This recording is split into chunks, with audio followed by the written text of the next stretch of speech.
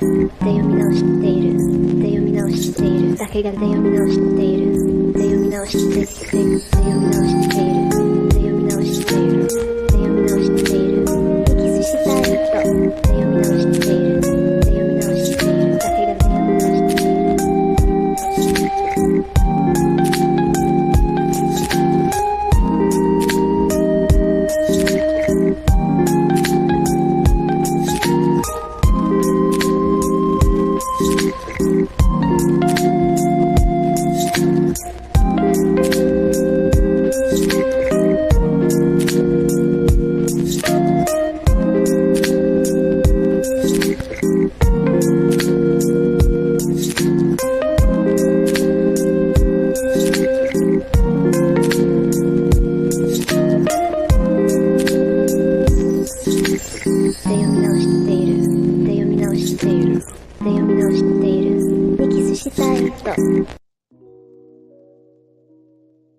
No, maybe I should just like hold your controller and click it.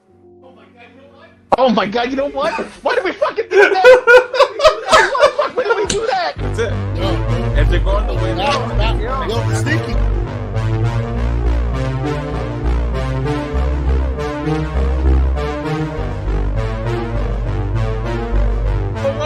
Whoa, I'm on stream! What are you doing?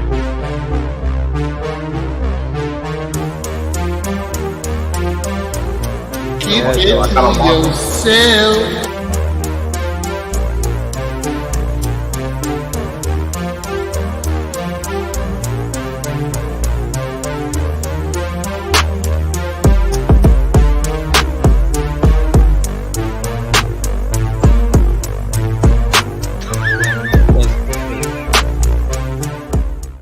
No, but I'm listening to you right now. I don't hear my own voice. You sure about it? You got the volume up? Yeah, 100%. Hold on.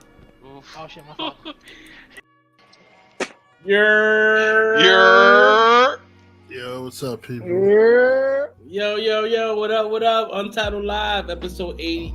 I'm about to say 82. It's 92. My bad. About to go back 10 weeks. It was really good, y'all. How y'all feeling? It's Friday. We made it. Another blessed one. Another week.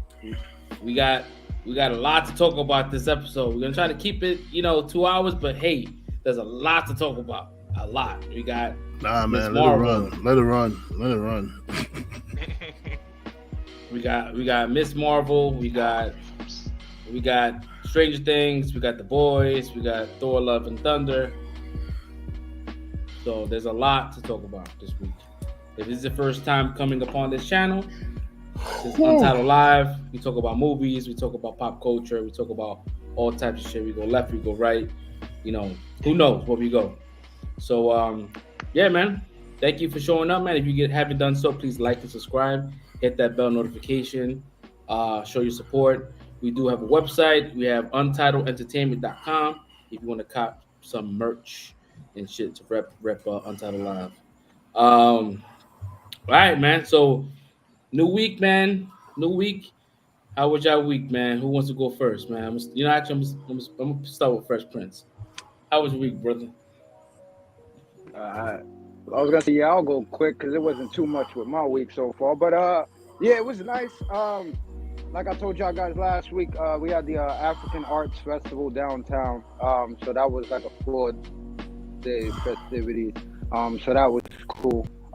Sunday actually had a barbecue at the house, so that was fun. One of my boys came out from Ohio. I haven't seen him since like college, so that was good. See him, family, kids got to see each other, play around with each other. That was good. Other than that, just watching all this content, man. So yeah, it's been a good, blessed week. I'm still here, back again with you fellas, so I'm good. I'm blessed. That's what's up, man. That's what's up. What about you, Sol? My week was pretty good. Went to the movie yesterday. I ran into J-Lo at the movie theater. Shit. Went to Alamo and Yonkers. So it was interesting to catch him there watching the same movie at the same time, and my seat was right behind his. Shit! So the shit was fucking crazy. It was like, yo, what's good? Mad exciting. Such a good movie too. What's up when you Wait. see good people randomly in the movie theater?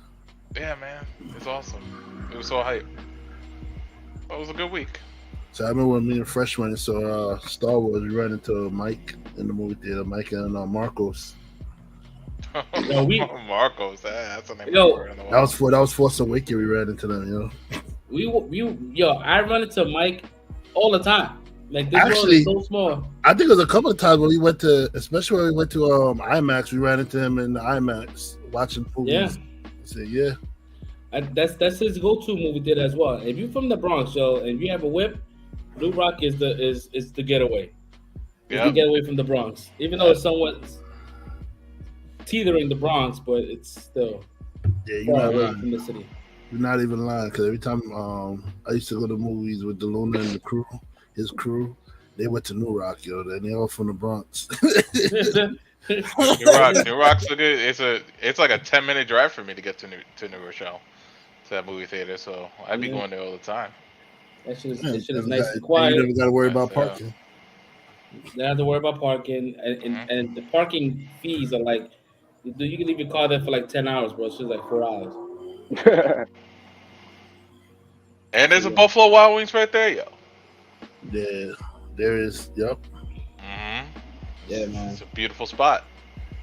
Yeah, my week went pretty good, man. I'm still out here in Florida, enjoying the sun, enjoying the family, enjoying eating and putting on more weight than I am. Getting tan. I finally got my head the same color as my face. My shit was all green up here because I couldn't get the tan up. So now it's looking like one color now, which is good. So I'm official. I started watching a show called The Bear on FX. If you guys haven't done so, please watch The Bear. It is great fucking television. It is great. Yo, there's one episode. I think it's episode 6 or 7. It is a straight 20-minute one shot. If you guys are like into like one shots, like when the camera doesn't pan off and it's just straight acting, it's the whole episode is a one shot. It's amazing. It's about a chef. He's a world-renowned chef. He's a very popular chef. His brother passes away. He takes over his brother's shop. Oh, yeah. I've been wanting to get into that too.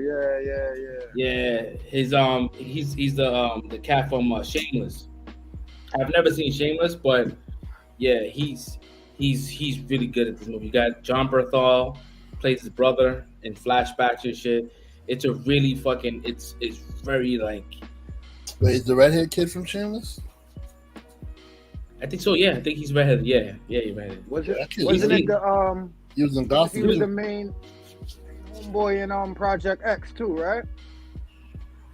That party movie with the teenagers? I think so. Yeah, Bro, yeah. I haven't seen Project X in a minute, bro. Like, yo, I can't. I don't know. Pulling out the archives over here. Word.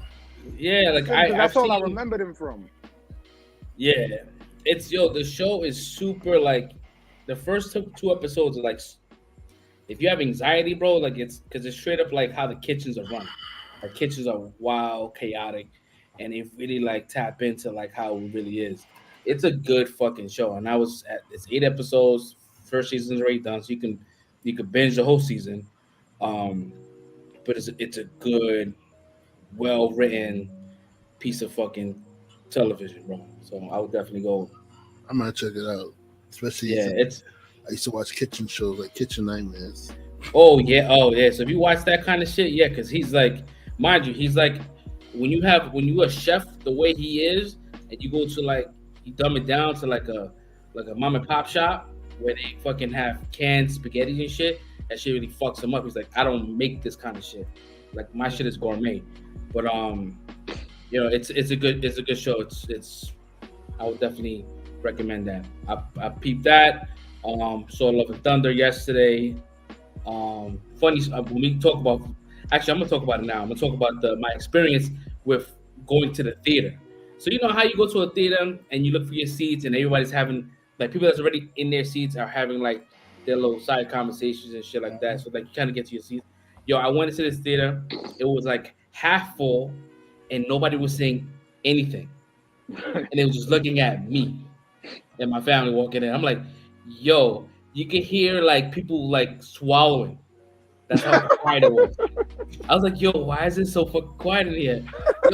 Yo, we in there, and I'm like, yo, and I'm sitting there, you can hear the seats going, like it's just that quiet. And when the movie finished, it was the same as that thing. Not even a motherfucking peep. Like you just hear the just like footsteps just leaving. Man, nobody clapping and shit. Just like no. And when the movie was going on, people were like having their regular reactions and shit like that. Oh, okay. But like beginning and to the end, I'm like, this shit was so fucking weird. I'm like, yeah. I mean, I don't know, because I like this shit to be energetic. People are excited.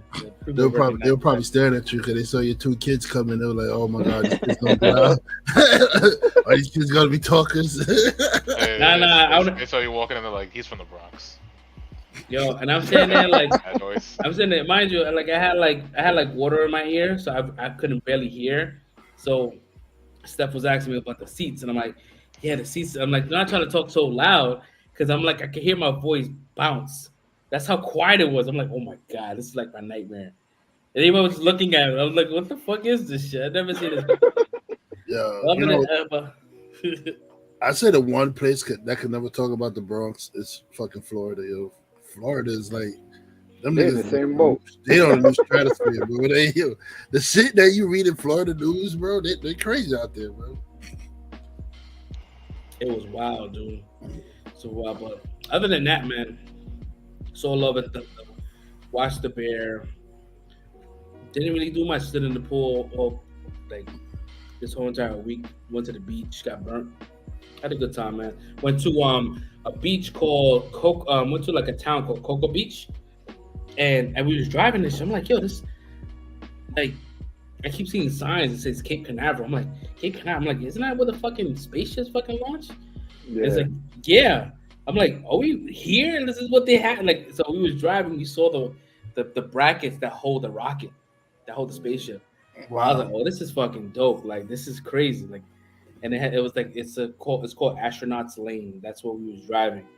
Like, oh shit! Can imagine like when people know when something's gonna go up, they will come down and park at these locations and see the shit go up. I'm like, damn, it's just fucking dope. It's like a whole tailgate when they do that. Yo, what's up, Mr. Smith? Yo, what's poppin'? Yo, what's good, homie? Wait, is that Clyde? All right. I think it's Clyde. Hey, it's Clyde. Yo, what's up, Clyde? How you doing, bro? Oh, snap. Yeah, man. So I had a good. That last name sounds familiar. I had a good time, man. I had a good week, man. How what about you, Brad? How was your week? So right now, I'm feeling like a little weak or something. I don't know what's going on with me right now, but I think it's my glucose was low. I didn't really eat this morning because I woke up and I just headed straight to the movies for Love and Thunder, and I think my body like took a big it's giving me a big FU for that shit. You know what I mean? So right now I'm like I'm doing better than I was earlier because I ate some. I ate a burger and a yogurt. And I've been drinking water and I drank tea, the turmeric tea and all that shit. So I'm feeling a little better now, but so right now that is Claudia. What's up, bro? How you doing, bro? So you're running on fumes right now. I'm alright, man. I can do the show. I'm doing the show. I got the energy for that. But yeah, man. You're right. It was fumes earlier today. It was like vapor. It was like, bro, like yo, I was like, yo, I gotta lay down. But this week was good. I can't complain, yo. I'm working with George again at the Best Buy. So it's always fun. He's telling his stories and shit. Making the job a little fun now, you know what I mean? Caught this guy trying to steal headphones in the morning. So like I'm like, yo, he's stealing those headphones. Like, so Chris Monroe walks up to him and like took the shit back and like told him to get the hell out of here, right? So George is walking up the stairs and George said, yo, make sure you get a close up of his face. Look at the camera. And I'm like, yo, I got you right now, George. So when the guy got to the door, I said, yo, do me a favor, pull out your mask. Nigga, he did it. I said, turn around. Snap the picture. Back up. I said, look up. Nigga looked at the camera like. right, now get the hell out of here. Yo, George is cracking it. I can't believe you just did that. I said, yo, you can't take pictures of them no more, so I might as well get it on camera. It's on CCTV now. Yo. So then, like, when I took the picture and I posted it like the AP chat, and somehow that picture made the rounds and Best Buy. Everybody was just cracking up like, yo, you crazy for that shit, bro. Like, and I caught another dude stealing in the morning, and the fool puts his like in-ear beats on the table as he trying to deny that he was stealing. So he stole, right? Got away with it, but he got greedy. He came back and tried to get so he stole 2 Apple Watch bands. Got greedy. Came back in trying to get the case protector for the Apple Watch and something else. And then he got caught the second time, bro. Yo. When he came back the second time, we pressed it. Like, yo, where's our stuff? He's like, I got no stuff. Look, he put it in his pocket. Nigga I took his beats out. And I said, oh, he's stupid. I snatched that shit off the table. I said, yo, give me my stuff back or you ain't getting your beats back, yo. And he said, yo, come on, bro, my beats. I said, yeah, bro, if you don't pay it, you don't give us the money, pay for the stuff, or give us the stuff back, you ain't getting your beats back, yo. So he said, I'm gonna go get the beats, I'm gonna get the watches, I'm gonna get the watch strap. Go ahead. I got your beats, so you don't come back. I got free beats right here. He's man. So then, he got real stressed out, so he left. I guess whoever he sold the watch bands to or some shit, he can't get it back. Bro came back and talk about I'll pay for them. So yeah, so that he ended up paying for them shits, but then like they accidentally gave him the receipt back. So tell me why a few minutes later, dude tried to come back in the store to do a return, bro. I said, bro, what are you doing? He said, no, I'm doing a return. I said, bro, ain't no return for you. Get the hell out of here. He said, what do you mean? I said, yo, your punishment is paying for that shit, bro, for stealing. Now get the hell out. He said, so I can't return. I said, you can't return it here. You go to a different Best Buy and return that shit. Don't come back in the store, bro. Damn, my man got eaten. Bro, man. He was trying. So he got the bands and he tried to return them. Yeah. He bought. So after he made him pay for it, he tried to return. I think he was trying to return an empty box. So I think he was dead trying to get those dudes, bro. He was just trying to get his money back. I'm like, nah, take that shit with you, bro. But other than that, yo, my week is good, bro. I watched The Boys. I saw Love and Thunder today. That's when I rushed out the house and didn't eat like an idiot. I watched Toy Story. Since our last conversation, I watched all the Toy Stories, yo. So here's my ranking, yo. Toy Story 1 is all right. Toy Story 2 is okay. But 3 and 4, yo, that shit hit you in the like the emotions, bro. Like it makes you feel bad for. I mean, I felt bad for my old toys, bro. I was looking like, yo. I said, yo, is that my toys feel? I started looking at my chest that I got my old stuff in. I'm like, yo, is that my toys feel right now, bro? Like, yo, it makes you emotional, bro.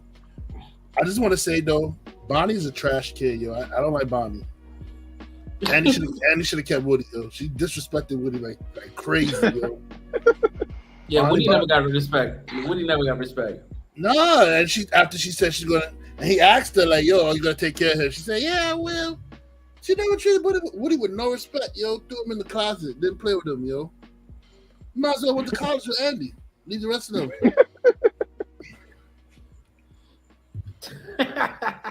I'm serious, yo. That kid was trash. She pretended like she was good to her toys. She made a fork and stopped playing with the rest of the toys. She was playing with the stupid little fork. Horrible. She's terrible, yo. You know, I think I've seen the last two probably once in like bits and pieces. I don't think I watched the full thing, so I can't remember. Yeah, me too. I know. I think the third one was about.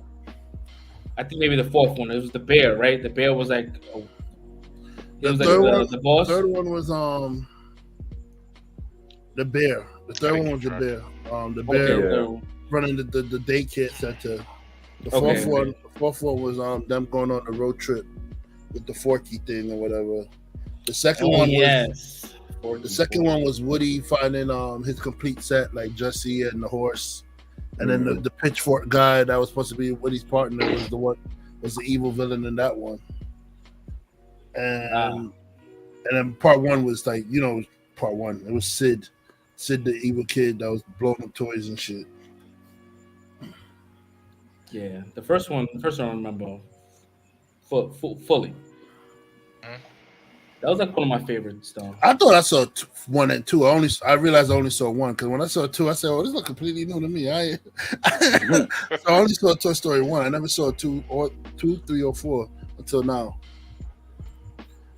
I mean, you look at those first films. You look at that particular movie compared to shit that's coming out now. Like it's crazy. Like, bro, when I watched Toy Story 1, I see, yikes, the graphics back then. But when we first saw it, it was top of the line. We like, oh shit, this is great. When you look at it, it's like, oh, this could do for some remastering right now. This is the characters had no there was no definition in their face. Yeah, they look like toys themselves. Mm-hmm. Yep. Like no blemishes, nothing.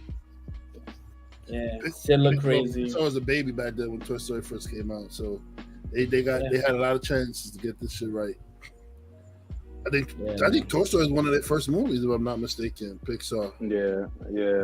One of their first big movies, right? They had like short films and shit, but like they used to do that was their main. Mm-hmm. Yeah, that was their first big major like Disney crossover. Yeah, like a Disney backed project with Pixar. Yeah, it still made decent amount of money for that time. I think Lightyear didn't make that much money, which was fucked up. Well, I found out why Lightyear is not making money. I think, and it's like hella petty, yo. They boycotting them Lightyear. Two reasons they boycotting it. One, because this guy Tim Allen is not voicing Buzz Lightyear. And even he said he was fine with it not voicing the character because he said it's a whole different story. It's not his Buzz; it's a different Buzz. Like so, he said like he's fine that he's not the one voicing that character. It's a different plot point than what Toy Story was. So he said he's cool with it. So I don't understand what the hate, the anger with that. And then 2, they're mad because I think the mother of the black kid is a lesbian or something like that. So it's like. They're saying Disney's pushing the gay agenda on them, so they boycott it because of that shit. Yeah, I don't know. It's fucking weird, man. It's a movie. It's a movie that's based off the toy. The toy was based off something a real life event in that world. So yeah, like it's the same. Like if you look at like Woody, like the toy itself, like if you was to buy the toy from like Amazon or whatever. Like it's not even fucking Tom Hanks voicing the fucking doll. It's his brother. His brother does all the voiceovers for all the toys. Oh, what a way to get your brother some money, bro. Keep it in word family, up. Word up. That's the type of shit I'm talking about.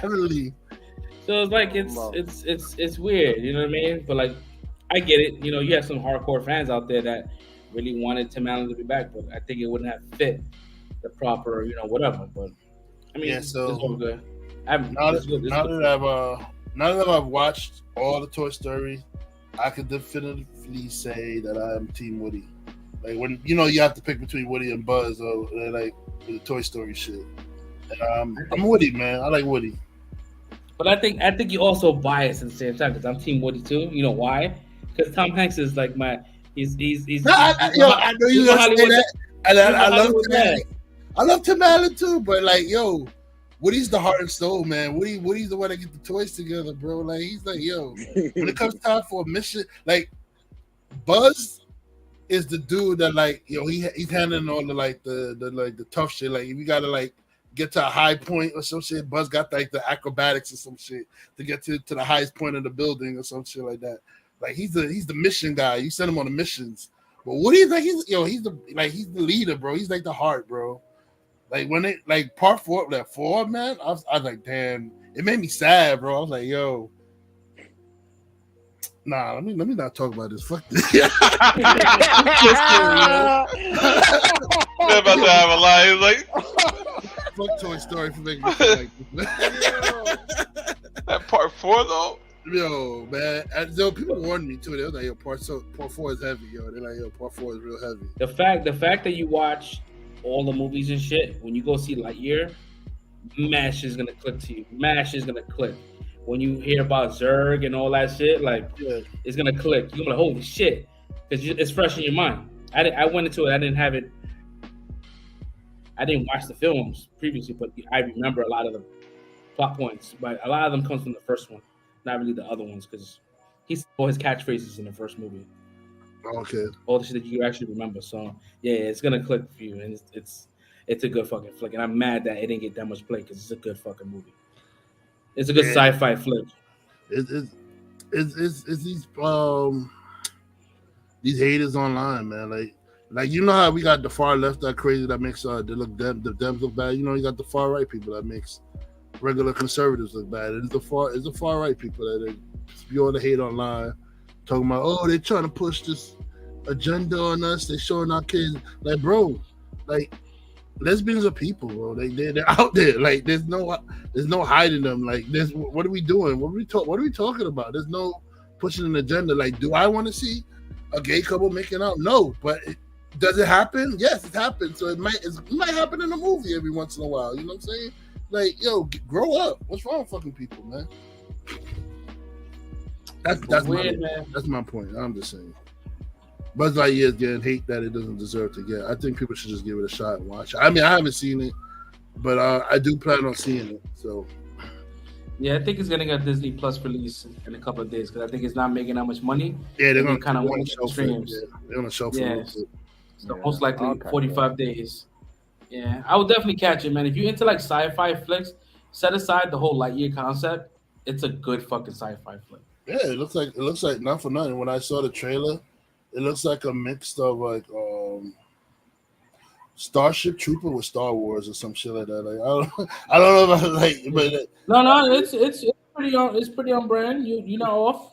It's like that's what I'm getting. Starship Trooper, Star Wars, and like Star Trek, like all mashed together. Like, this dude was so much of an inspiration in the world in this world that they made a toy after him, and that toy was what Andy wanted. Andy was like, I love that guy. I have a toy of him now. That's what it is. That's what it just buttons it up all to that. So you know. I mean, that's what's up, man. Everybody's week was good. That's blessed to hear. Yeah. Like I said earlier on, there's a lot to talk about. All right, so we're gonna get these. Get the week one out first. Oh yeah. We were talking about that before we started. That's what we was gonna talk about. Oh, sorry. Yeah, I was late for the pre-show meeting. My bad. Well, if I can, real quick, fresh, because I don't know if I'm the only one that noticed. Real quick. So, how was your week, brother? Before we jump into anything else, I don't want you to feel left out. No, Fresh said his week. He said it before me. No, Soul. Oh, Soul was first. I was first. You was first, and Soul was second, and I was second. Yeah. All right, my fault. It was like a real quick thing. I was just like, I went to the movies, ran into a friend. Yeah, man. My fault. No worry about it. Good looking out. You're on point for the weeks right now. You on point. Yeah, just keep that same energy when y'all forget about me and when y'all start going off. That's what I was trying. Oh man, so yeah, we're gonna talk about, unfortunately this is pretty much the week conversation because it was probably one of the weakest episodes. I mean, I wouldn't say weak. I don't know. I liked it. It was good because it was a good filler, but it was a lot. Like a lot of it had to do with it was setting up what was happening, but it kind of like, and I might need your help, Fresh Prince. I feel like this episode kind of broke the MCU's continuity with like time, right? Because we said it last week that for me, I said, hey, I think Kamala was the one that helped her grandmother. We called all that shit. We call that shit. I'm like, nah, but how can they do that? Because that's not how, like, from what they explained to us how time travel works, this kind of like breaks it a little bit. But as far as like storytelling, it was good. It just didn't have any kind of action, which I need to like kind of like set aside from watching Marvel. I need to stop expecting these things to happen and just kind of like let the story run out, because the story all together is a beautiful kind of thing happening, right? It's, you got this family, you got more kind of insight about her great grandmother and her being from this dimension, this realm, and her finding love and having a baby, and this is creating this new kind of like new inhuman situation that's happening. They're not saying they're inhuman, but it is what it is. Yeah. I don't. Just to touch real quick what you said on the time travel. I don't think it was so much that she traveled. I think like that's the vibe I got from it. I don't think like she really traveled. Like the grandmother knew her daughter, like the daughter was in danger, so she pulled whoever was the current bangle wearer to the point in time now to help her daughter, because she knows she couldn't. But even in the stories that she was told growing up, was that she was kind of like scooped into the train like that. That means this always happens. This situation always happened. Maybe she already had some kind of powers, because I think that she had followed the Stardust, whatever, into the train station. But I think you know what it is. It's been a time loop. I think. You know what it is? It's Terminator. Yeah. So, no, that is. John Connor wouldn't be born if his father doesn't go back in time and sleeps with his mother. Right. It's a closed loop. Yeah. It's a loop. It's one of those loops. Yeah. It's a Terminator closed loop. Yep. And I think because of Kang, I mean, he should not be named, died. A lot of things, like Kevin Feige said, was allowed to happen. Oh yeah. Like Loki is still the cause of all of this shit. Yeah. So I mean, it was a good show. I mean, it wasn't the most strongest episode, but it was like I had a good time. I just felt like, oh my god, once again, we got one more episode left. What can we do? And then a lot of stuff kind of got buttoned up at the end of this episode. I'm like, so what's next? Is she gonna be fighting? You know, I called it. She's gonna be fighting. What's that company? What's that agency that's out to get her? Damage Control. Yeah, so I guess she's up against them the last episode. I think she's gonna be fighting her Cameron or whatever. I think he's gonna be the villain. But like I called, I knew somebody was gonna be the big guy. I just couldn't figure out who. When he finds out what happened to like his people, and like his mother and shit, he's gonna flip. Yeah, definitely sure. But that also kind of threw me off. Like she was able to harness that power, right, and to pass it over to her son. Like that was like I don't know what the. That was. Yeah, that's because she was standing right at the opening to their world where she can access that power. It still doesn't explain. Yeah, that was weird. Bro. It was kind of like she could have used it on her own. Listen, you know, without something leaking in from her world. That's what she did. Sadly, but I don't know about y'all. I don't know. But I hated that first scene. How that ended so quickly. It was like, oh, okay, you turned to stone and fell apart into pieces real quick.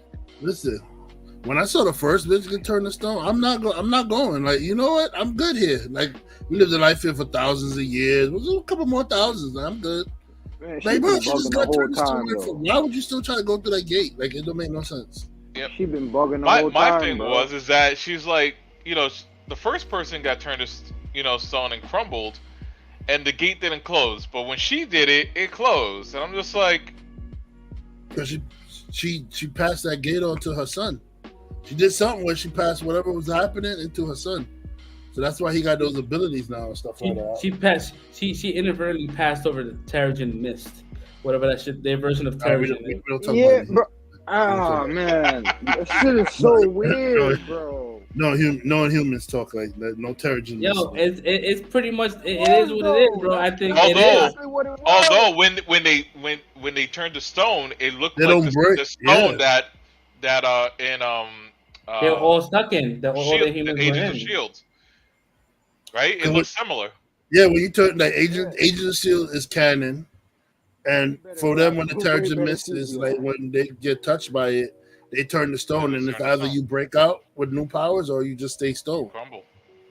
But that's pretty much what they did. Was they kind of like shoehorned that. Like here, they shoehorned Terrigen, whatever version they have, into this dude, and he's like, "Oh, I got powers now," and it was able to harness that power and use it effectively. Because as you can see, he shot one of the drones where the joint ended up blowing up the whole entire story that Bruno lived It would for. have been wild if he Yes. turned to stone and fell and crumbled. Like, oops, that didn't work. Nah, but that's the thing. Like, I knew he was gonna get the powers. I didn't mention none of this shit because, like I said, I wanted to just go in and just watch this and see what they did.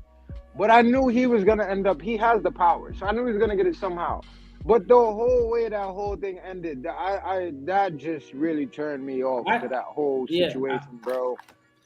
I honestly thought that the dude that she was with from the Red Dagger was going to come to the States because in the comics he's like becomes like an adopted brother of Kamala. He lives in the house and they fight crime together. So I'm like, oh, this is kind of like, bring him over because he's. I don't know how you could adopt that. Probably bounce over. Give that adopted brother vibe. She looking like she want to jump his bone. Was it just like a term of endearment, him calling her auntie at the end, or was he really related? Because even the last time the grandmother was like, "It's a respecting." That's what I thought, but like even the last time, so she was just bullshitting last time when Sana asked her like, "Yo, you have fun with your cousins?" and she was like, "Yeah," because that's who she was chilling with. And then this time it was like when he took the joint off, he was like, "Hey, auntie, like." I got the vibe that they really cousins, like, but I don't know. Maybe or maybe not. I don't know. I know that in that culture, almost like how like we are with Mama Don. Like even with Don's family, he had like 7 aunts, and they were all his mom.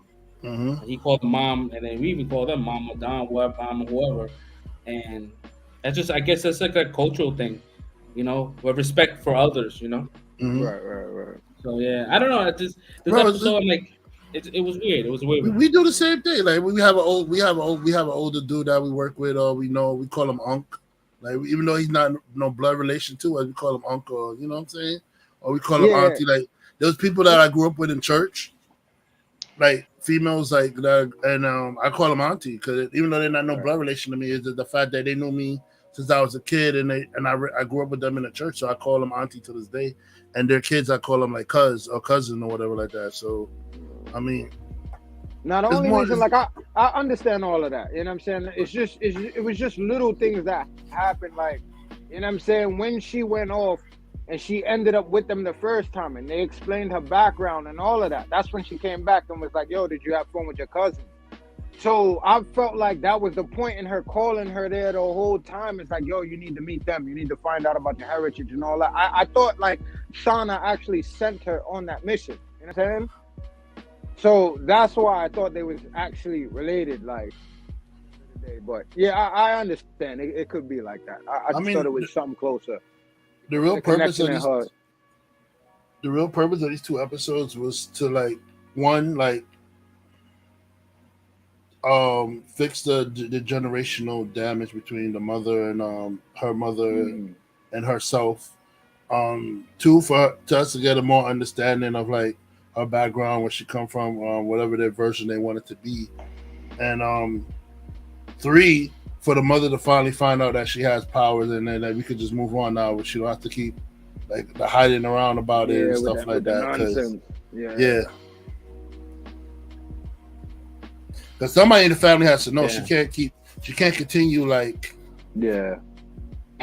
sneaking out and doing stuff around without somebody having her back and like saying like, "Yo, no. She needs an adult to have her back. She needs somebody to know." So, and it makes sense to be the mother, being that it's her side of the family that the powers is on and stuff like that. And the only reason why she was like hard on her is because like her grandmother was weird. The grandmother was weird. Like she didn't believe her that they had like special abilities in the family. So now that she sees it and she sees that her mother was telling the truth, she's gonna be easy on Kamala now when she's doing the stuff that she's doing. Yep, that's true. I mean, I'm sure that, I'm not sure if maybe the power skipped a generation. Maybe it did, because I don't think she exhibited any kind of powers as far as the mother's situation. Depends if she wore the bangle. I think she didn't wear the bangle. I think she would. She just like tried to stay clear of all that BS. You know what I'm saying? But I think the moms has it in her too. Yeah, I mean, it was good to see that the mom really like understood what was going on and kind of like, all right, cool, kind of accepted it as, you use that light girl, whatever, that hard light, whatever chick, and that was kind of cool to see because she kind of like opened up and saw and gave the picture that no one will ever have, That and was kind of dope. like Yeah. validate like, hey, listen, like she wasn't crazy, and she died. You know what I mean? She just didn't disappear. But it also like gives you a crazy overview on what those people had to deal with. You know what I mean? Like that, the partition and that shit was crazy. And it really kind of gave you like a history lesson on what they went through and how they had to go through it. And that was kind of like brutal. Everybody got a story about how the British messed up their country. Yep. And what's crazy is like it's not that long ago. Like 1942 was not that long ago. It's the same thing when in Kanto when there's the story with that too. It's like that little infighting. That wasn't that long ago either. Yeah, like you would think you see these stock footage, you're like, oh, it's in the 1800s, whatever. Nah, bro, this was in the 1900s. You know what I mean? Like not that far off from when we was born. So like we still have generations walking around that's been through the partition. Yep. Now, so I mean, as far as a Marvel aesthetic episode, it didn't feel very Marvel-it, but that's the beauty of this episode is this season is that this particular show is because it's not like the typical cookie cutter, Marvel show. It's good. I'm just scared about the last episode. I'm just always like, we always go through this every time before the last episode. We have PTSD. We have PTSD, and we just don't know how it's gonna go. So I'm hoping that this should.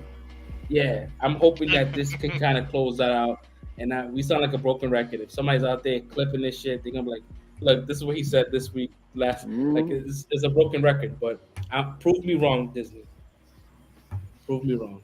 You know what I mean? I don't know. For some reason, I have a little faith.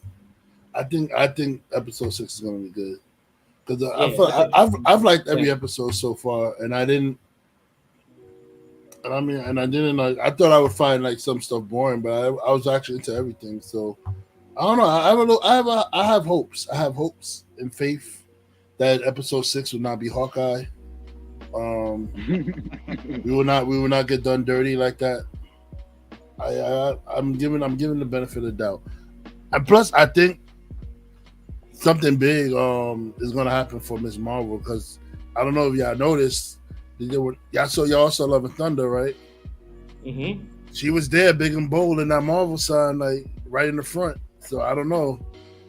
She was definitely in the She was definitely in the Marvel. And I haven't seen any other of the TV show people in the Marvel flip thing. So I think she had big plans. They have big plans for her. So we'll see. She did. That's why they made sure they got a young actress that can fit in this role and grow in this role. That's she's being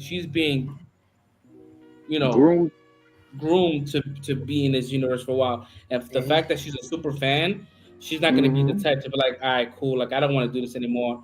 Now this is more than just a role for her. This is like a cultural thing. Like this is like representation for her. Oh yeah, that's like you give us a Marvel role, yo. We in there for life. Yep. Oh yeah. Give me a Marvel role, bro. Many movies you need me in there for, bro. Word up. Many movies you need me in there for. Word, that has, man. But yeah, I had a good time, man. I had a good time. This episode for me will get like a 4.5. It's been 4.5s all around. Yeah. I'd say same. Well, I say the same too. I'm definitely enjoying it. The only thing I just want to add real quick, you did say they buttoned up a lot of stuff, but I legitimately felt it. Like I was watching the show, and I was like, wait, like is this the finale? Like hold on. Like I'm like, hold on, it's only 5 episodes. I swear to God, like I was thinking it's watching the show. No, there is another episode, so I'm not gonna say I'm scared and go back into that again, but. Yeah, I really don't know what the hell they're about to do with this 6 episodes. So you know what? I'm open, and I hope they do something grand with it. So, but yeah, it is continually been a 4.5. What I'm thinking is that this whole like damage control shit is like another wave for them to bring the Thunderbolts in, and I think they're gonna probably have one of the members of the Thunderbolts try to like stop Miss Marvel from doing fuck shit. So we might get a cameo out of somebody that's within that, whoever she recruited. So it could be a U.S. agent, one of the B-list actors. Yeah. Oh, you get really high hopes over there, boy. Okay. You say yourself up for episode 6 disappointment. What we do is theories, man. No, That's what we do. Yeah, I think that's what's gonna happen. I think that's what's because I think Damage Control is they're using that as their Avengers because they don't have any superheroes. They just I think the only cameo we probably gonna get is gonna be this chick herself popping up to give her the blessing of being Miss Marvel or whatever. But you know she's Captain Marvel or whatever. Yeah. She's gonna show up, bro. You know she's showing up. That's her favorite superhero. She's definitely showing up because they have to. I'd rather Monica show up and scoop her up real quick. They have to explain the movie. They have to explain why she's in the movie. So it's gonna be a tee up. It's gonna be another It's gonna be another WandaVision, Doctor Strange mashup. So who would I want to be? I want them to do Ghost Rider over because I feel like they screwed the pooch Nicolas Cage version. So I would like them to do that one over. We're getting Blade back, so I'm happy about that. Would you bring back Nick Cage or get a new actor? Nah, we'll get a new actor. We don't need Nick Cage. He's too old. He's too old to be in the Marvel Universe, man. He's too old. I don't think he's playing with a full deck like that anyway either. So his movies has been hitting.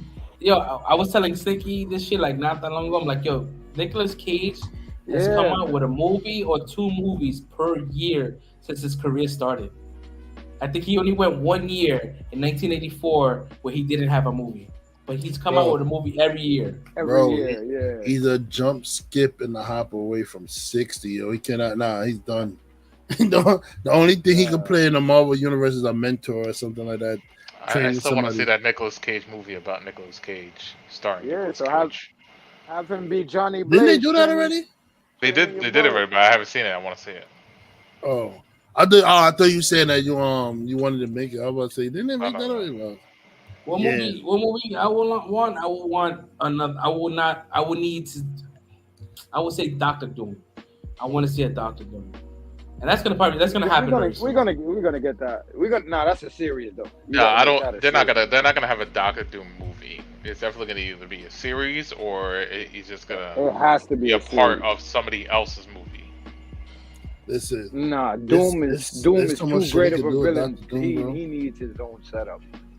And he also needs to be a setup, but he also needs to be a part of the Fantastic Four, but at the same time not, because you don't want to always associate him with Fantastic Four. I don't know. I see Doom as an anti-hero though. Maybe I'm weird, but I see him as an anti-hero. I don't really see him as a villain. Nah, he's a villain, bro. Like he's a super communist, right? He people that love him because they're scared. He's like North Korea. Nah, bro, they genuinely love him, and then they don't. Yes, they do not. No, yes, they do not. They don't. There's North Korea, bro. There's no crime. The streets is clean, and he takes it. And Doombots patrol the thing. He takes care of people. Does he have? He doesn't have no homelessness. Nobody's starving. You just name everything in North Korea. All he wants to do is bring that to the rest of the world, and they don't want to let him, man. I don't know. You're naming everything that North Korea wants to do. But I mean, North Korea, I don't know. That dude's kind of crazy. That dude's crazy. Dr. Doom's not crazy. He's a genius, man. Nah, bro, he is a genius, but he's wild. He's like matter of fact, he's like Black Adam. You see Black Adam, he take care of his people, but then like.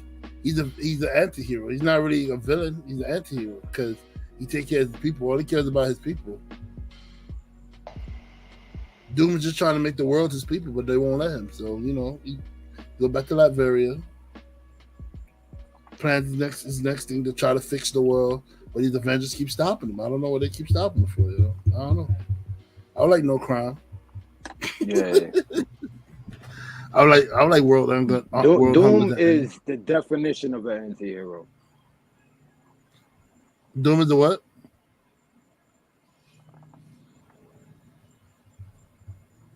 Okay, the you cut off definition again. of an anti-hero. I say he is the pure definition of an anti-hero. Yeah, he's the anti-hero. You just don't.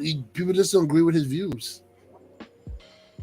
But he's not. He's really out to just make the world better. Yeah. But he goes about. I may need to read this. I may need to read Dr. Doom all over again because I feel like. Yeah, bro. He's wilding. I think, and Dr. Doom is he's wild, and I think his people are scared of him. I don't think they love him. No, they love him, man. They said him. Nah, bro. Listen. Yeah, bro. You gotta. All right. So you gotta go back and read. And now, of course, I forget the name of it.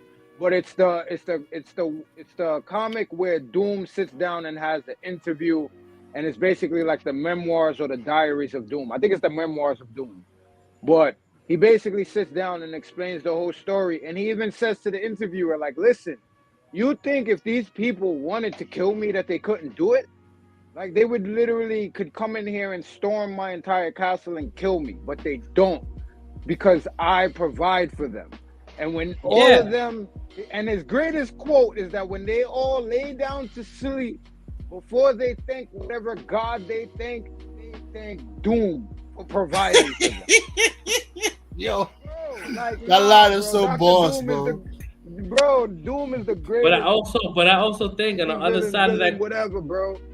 But I think also on the other side of that coin is that those people have Stockholm syndrome, where they think he's doing right by them, but he is almost. But he don't stop nobody from leaving Latveria. They're free to go. Yeah, exactly. They choose to stay. They're free to go. You gotta look at him like Joe Jackson, bro. It's like you might not agree with everything he do, but god damn it, he's doing the shit for the right reason. I mean, I guess I'm seeing it differently. I'm seeing a person that is use brute force, but yet provides for his people.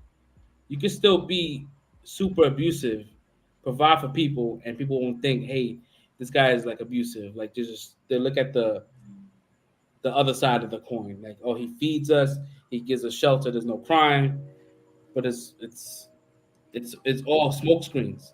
It's all gaslighting. I don't know. I gotta read his run over again. I gotta read it over. Yeah. Because I feel like he is not. It's worth it though. Yeah. Don't get me wrong. Doom is wild, bro. Don't get me wrong. Doom is wild, but I'm just saying. I'm just agreeing with Red. Underneath everything, he's doing everything for a good purpose. Like he's not like one of these villains that's just trying to take over and do whatever just because. Like the whole purpose is the betterment of mankind. It's almost like Magneto, bro. They're like in the same boat. Like those are two of my best and favorite anti-heroes, villains, whatever you want to call them. Yeah, they do wild shit, but it's for a purpose. But he's like a narcissist at the same time. Like he's like Homelander. Like he thinks he's doing right by people, right? Like, oh, these are my people. They love me, but at the same time they're scared. Like Doom had one scratch on his face and put the whole mask on because he was so vain about that one scar. And I think they changed it in the comics later on where he kind of like his whole face got disfigured. But before originally, I think they changed it back. I think he has that mental disease where he thinks his like face is like jacked up, so that's why he wear the mask. Yeah, you feel like you're ugly or something that you don't have. That he has that kind of disease, like he feel like his face is jacked up, so that's why he wear the mask and stuff like that. Yeah, he's a very polarizing character, and he has a lot of layers to him.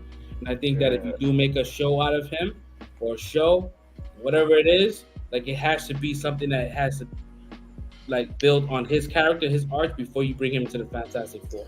Bro, like he needs to be his own thing. Yeah.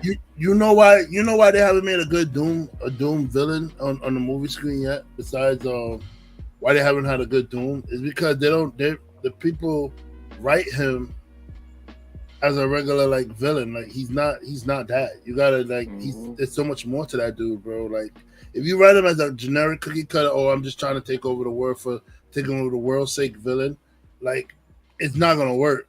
But if you gotta understand the motives behind everything he do. Like, yeah, The tragedy what he of does everything. well, yeah, what he does is fucked up sometimes, but it's fucked up, but it has a good meaning behind it. You know, as weird as it sounds to say that shit, like he does shit with a meaning to like make something better when he does it. Like, you know what I'm saying? Like, he'll go say like steal Odin's power or something like that. Like, I'm borrowing from like the Marvel game where he steals Odin power, but then like at the same time, he's probably going to use Odin power to create more life and more food or abundance or something like that. Like, he does, it's the shit like that. It's shit like that he does that like people just don't get right when they do his character in movies. And I think he's a hard person to bring to film because you have to really understand where that character's coming from to do it right. Yeah, it has to be a strictly Doom situation. Yeah, you could probably bring him in, introduce him into the Black Panther movie to probably be like the antagonist, right? He's the one that's probably pitting Wakanda and you know, Namor, his people. I don't know if they want to call it Atlantis still. It's not really Atlantis. Nah. Namor and Black Panther hate each other, bro. That's no, ain't no penny, ain't no penny behind that. But there's no Black Panther, so they can't. You can't hate someone that's dead already. You can hate him; he's dead, but there's no conflict. This is why I can't respect the freaking movie that's coming out, bro. Like, man, they fucked up. They fucked up, bro. Like, yo, there's no conflict because the character doesn't exist in the universe anymore when he's passed away. So they have to probably segue someone else in. So what's gonna happen is that shit's gonna bomb. Black Panther 2 is not gonna do well because the story. I don't think it's gonna do well. And then they're gonna blame it on the movie, and then they're gonna shelf it. They're probably gonna not make another Black Panther movie because they don't have no way. They don't want to recast this dude's role. I disagree. I think the movie's gonna be good. I think it's gonna be fantastic. It's just if you're looking for Black Panther, you're looking for T'Challa, yeah, it's gonna be fucked up because we're not gonna get that. But I think the movie itself is probably gonna pivot to a different direction. Because there's a lot. Nobody's hyped for this movie, bro. Nobody's hyped for this shit. Only thing people are saying about the movie is recast T'Challa. That's all I see online. Nobody's hyped for this movie coming out that they make it. Like they're not hype about it. So I don't know. We'll see. Us, we still gonna be out there. We still gonna be out there supporting this movie. I mean, it's still gonna be representation. For me, man. I don't know. I gotta see a trailer. Don't speak for me. I gotta see a trailer first. I gotta see I gotta see something first before I say I'm in there. I'm in there, man. I'm in there because I'm a fan. I'm a fan of this film. I'm a fan of Ryan Coogler. I think Ryan Coogler doesn't do soft projects. He doesn't do projects that don't. He doesn't do it for the money. Like he does it for the storytelling and the heart of shit. Right. So I don't think he would have backed out. Right. He would have said, "Fuck this, I'm backing out. Get a new director." But I guess he saw something in this thing because he's writing it, and I think that he's gonna make a really good story, and it's gonna be hit us hard. We're gonna be in our tears, bro. I think that we're gonna be fucking boo-hooing in the theaters. I see it. You nervous about Blade? I don't know. I think Mahershala Ali will do a good Blade. I mean, I haven't seen him in no action movies. I'm not worried. Yeah, I'm not worried about that at all. I haven't seen him in no action movies though. I don't know. I'm not worried about Mahershala Ali. He's a good actor, but I am worried about the writers. So the writers don't really write well, and I don't know because I don't know if they have a writer yet. So I mean, they have to. I think they was about to start filming soon. They were supposed to start filming, I think, the end of this year. It's supposed to be 2024. This movie's dropping. This is crazy. He got announced in 2021. Hey, yo. Why all the black movies have an issue with they filming and shit like that? Yo, what's going on, yo? They filming and they're writing and shit. What's going on with all the black movies? Yeah, man. But yeah, I mean, listen, I'm excited for Black Panther 2. I'm excited for Namor. I want to see what they do with that character because, if you guys all saw Love and Thunder, you saw a couple of things that was kind of like connecting. Yeah. You know what I mean? More than one. So I'm excited. I didn't see what I was looking for, man. That shit got me kind of tight. Yeah, we'll get into that. We'll get into that. It's very, very non-spoilers, but we get into that. Yeah. So I mean, we're gonna get it. We're gonna get a trailer to Black Panther 2. I think within the next couple of weeks. We were supposed to get it. It's supposed to be tied to Love and Thunder as a trailer. That's But not. it Yeah, got that's what it delayed. should drop. Yeah, because you're supposed to. That's how Marvel normally works. Like the next movie, they kind of like ramp up for the Yeah. next. So, Show but me. you know, I don't know. I might watch that trailer. I saw the trailer for Idris Elba's Beast. That shit. I want to see that shit. Them niggas fighting the lion. You gotta save his daughters. Yeah, yeah. I've been shit look waiting crazy. for that. Word. yeah, I want to see. There's a trailer I watched on this shit. I want to see Bullet Train. Yeah, I want to see that Bullet one Train too. Yeah. Yeah. Or Bad Bunny's the villain or some shit. That shit. Well, I mean, he looks like Bad Bunny. Whoever that guy is. I'm just gonna be the oddball out and just be like, I can't wait for Clerks 3. I didn't even know they were making a Clerks 3. I posted the trailer in the group. Clerks 2 was horrendous. Clerks 2 was amazing. It was hilarious. You know what is with Clerks? You and I find two things very differently when it comes down to funny. You know what is with Clerks? Clerks is like you either love it or you hate it. Like there's people there's no in between with this shit. Like I fucks with Jay and Silent Bob, their movies, even the reboot, Mallrats, like a lot of like Kevin Smith movies I like, but like his writing has been kind of like, and he's been getting greenlit for a lot of films. So I didn't think Clerks 2 was even gonna happen because he was talking about it. He was writing this movie for years. But after seeing the trailer, I'm like, oh god, it's like, and it seems very cringy. It seems very cringy. nah, this movie is good, man. I was just watching this movie Cop Out the other day, man. That shit had me rolling, bro. Yeah. Even though him and Bruce Willis wasn't getting along throughout making that movie, but that shit, that Cop Out movie, when that little kid was cursing him out.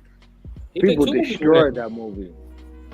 He did 2 movies with him. He did that movie. He did Die Hard. I don't think he Die want to claim Harder. Die Hard was it? I don't think he want to claim Die Hard. Is whatever Die Hard is the one that was talking about the fire cell one with Justin Long. Whatever Die Hard that was. Live free and die hard. Yeah. Yeah, I don't know. I ain't gonna fry. I was laughing when he was fighting the dude. He said, "God damn it!" He said, "You goddamn monkey." I was like, "Whoa!" Like, whoa, God. But I mean, the guy he was bouncing from place to place like a monkey, though. But it was just so funny to hear. He's a goddamn monkey. I was like, "Whoa, Bruce, take it easy, there." Hey, yo, don't listen. I'm gonna watch it. You know, I've seen every one of his movies, so I'm gonna watch it. But I'm not really excited for it. I don't know. It seems like his first has gotten worse and worse. Clerks, I don't know. Clerks is hit or miss for me. So I like the first one. Second one was okay. So I don't know. Yeah, even Mallrats. I mean, Mallrats was a good movie. It's a cult classic. But like, Yeah. does it hold up? Not as much, but it's still classic. All right, let's get back on track. Now we gotta talk about. Have y'all seen that Warrior Queen trailer? Nah, I have not seen that. I've seen the poster. I've been waiting for that too. That shit looks crazy. Yeah, there's a couple of films coming out this year. There was another one I saw, another trailer I saw. I was like, damn, that shit looks good too. Fuck, I can't remember this shit. It'll come to me later. Where we was at? We finished with Miss Marvel, right? I was trying let's get back on track and let's talk about the boy. We can pick through the boys or Stranger Things. I think we should do the boys because it'll probably be faster. Stranger Things we're talking about like. So the boys season 3 finale. How did you guys feel about this shit, man? This shit was wild. Yo, it's always wild. Finale's always wild, yo. Yo.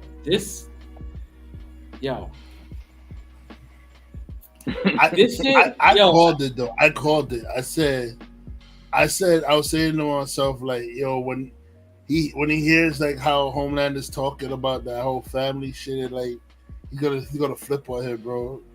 Cause you know he's like this tough, macho, manly man and stuff like that. So he started saying, like, we could be a family. I say he's gonna flip. Yo. Fucking pussy. Yo. I was like, he's not gonna go for it, bro. He's about to fucking give him the belt. Give him a big bailout right now. Word. Yeah, this is your grandson. Oh, it was Gerbil. Okay, yeah, it wasn't Monkey. Sorry, it was Gerbil. He said the Bruce Willis shit. It was Gerbil. All right.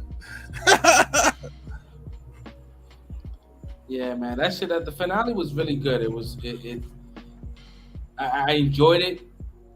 I couldn't call anything. I didn't know what was gonna happen. It was kind of like I was surprised throughout the whole entire episode. I was surprised. Yeah. What else? Tight when he cleared Black Noir, man. When they cleared Black, well, we don't. Yo, I was like, I knew he was gonna die, but I didn't think he was gonna die. I knew it was gonna happen, bro. Damn. I was like, damn. Do you really think he's dead? Yeah, he's done. I called the exact death too. I don't know. For some reason, I feel like they could bring him back, and I'm holding out for it. Bring back what? Bro, his intestines is not Homelander broke his head in half. Right? Far worse. He broke his head in half. He cracked his skull open. Yeah, bro, and he was still around. Like, I don't know, bro. I don't know. I'm holding out hope. Because that was so anticlimactic for him to go out like that, bro. Like, I mean, cracking your head and breaking it is almost the same thing, bro. His skull broke, and he had fucking damages where he was still a kid. Like, he stuck being a 10-year-old. Bro. He fucked him up. He straight did the Superman gut punch that he did to Joker, bro. And I called him gonna do that shit. I called him gonna do that shit. When I said, yeah, he's done for, bro. Nah, they're gonna bring him back. For some odd reason, like, they're gonna bring him back. They're gonna bring him back because he's gonna have some kind of character arc that's gonna be wild, crazy. I don't know how they're gonna bring him back. He might be the one. They don't even know where the body is. Homelander, to be honest with you. Dude, they fucking made survive the explosion and survive somehow. That, yeah. After that, I'm like, nah, yeah. The explosion just takes away the powers. Like if you're enhanced and stuff, it just takes away your powers. Like the only reason why Kimiko was so jacked up is because not only did she get hit with the explosion, but it took away her powers, and then she crashed into like multiple shit that cut her up. Whereas Maeve, I think she landed on some. I think this dude broke her fall. She probably was holding on to Soldier Boy to. She fell out of building though. Yo, I was surprised she didn't get incinerated though. Yeah, no, because Kimiko didn't incinerated when she got hit. Dead, bro. No, but for Kimiko, he just did the beam. He was doing the whole like explosion situation this time around. Atomic explosion shit, bro. 10 floors of the building got blown up, and she survived. So she lost her powers within the explosion, and survives the fall as a human. Yeah. And then you say Black Noir didn't survive because he did his death. As a human, like. Yo. You gotta be able to bring my man back, bro. I don't know, man. Black Noir was missing a whole organ. Like he pulled something out of him. Exactly. You know, so it wasn't just punching a hole through him.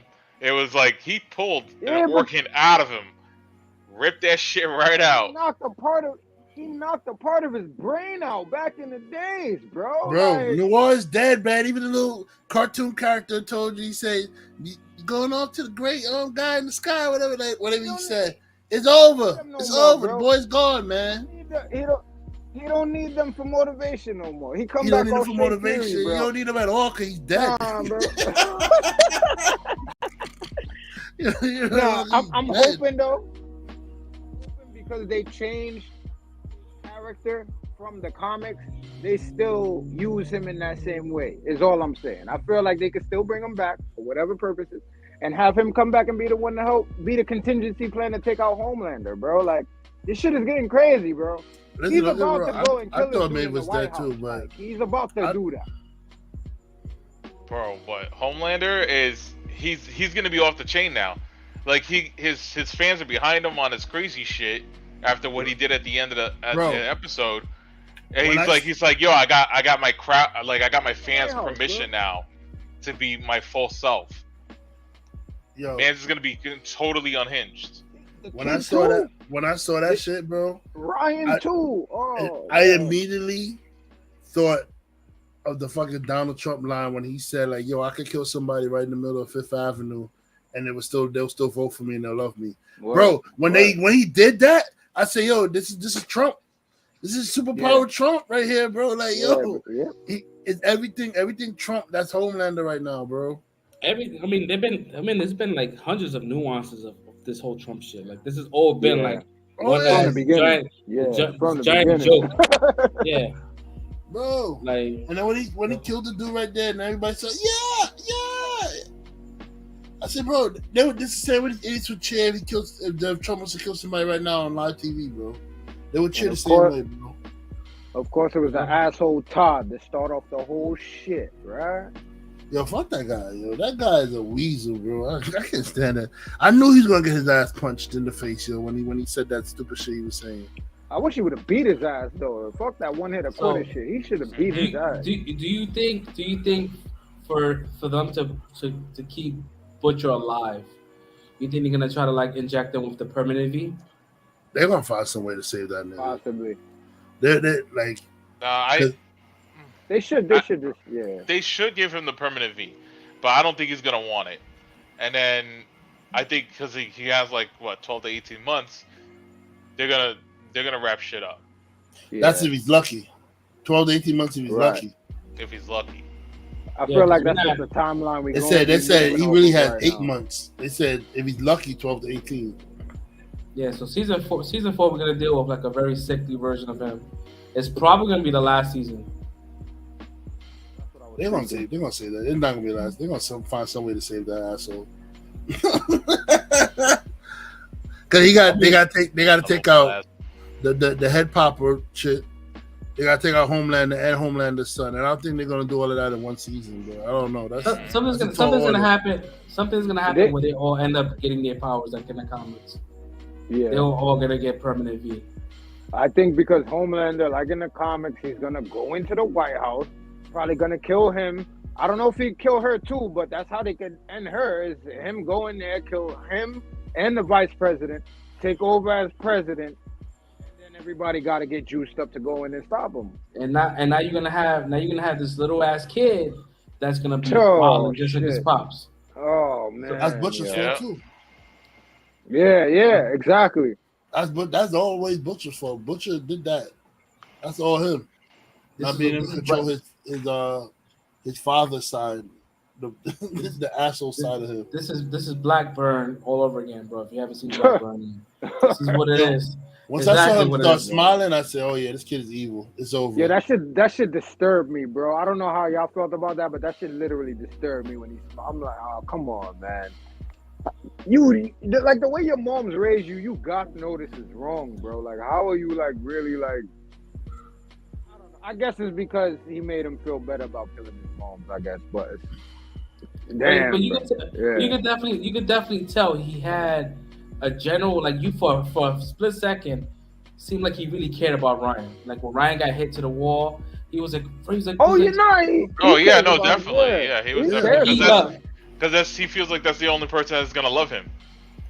Yeah. Like after all this shit, so he's trying to make things right and with his kid, but so that he has family. But see, the thing with Ryan is what Butcher messed up is that he brought up the thing with his mother, with the mother dying, and that's where he lost it forever, bro. He's not coming back from that. But that kid hates him, bro. He's already feeling guilty about his killing his own mother, and then here comes Butcher. Talking about like I can't even look at you. I'm disgusted because of what you did. Blah blah blah blah. And then Homelander come like, hey, we all made mistakes, and I made mistakes, right? And I've lost my voice. Yeah, the shit got me mad hype when Butcher was using his beams on the dude's shield, and the shield broke. He was like, yeah, fuck your shield. That's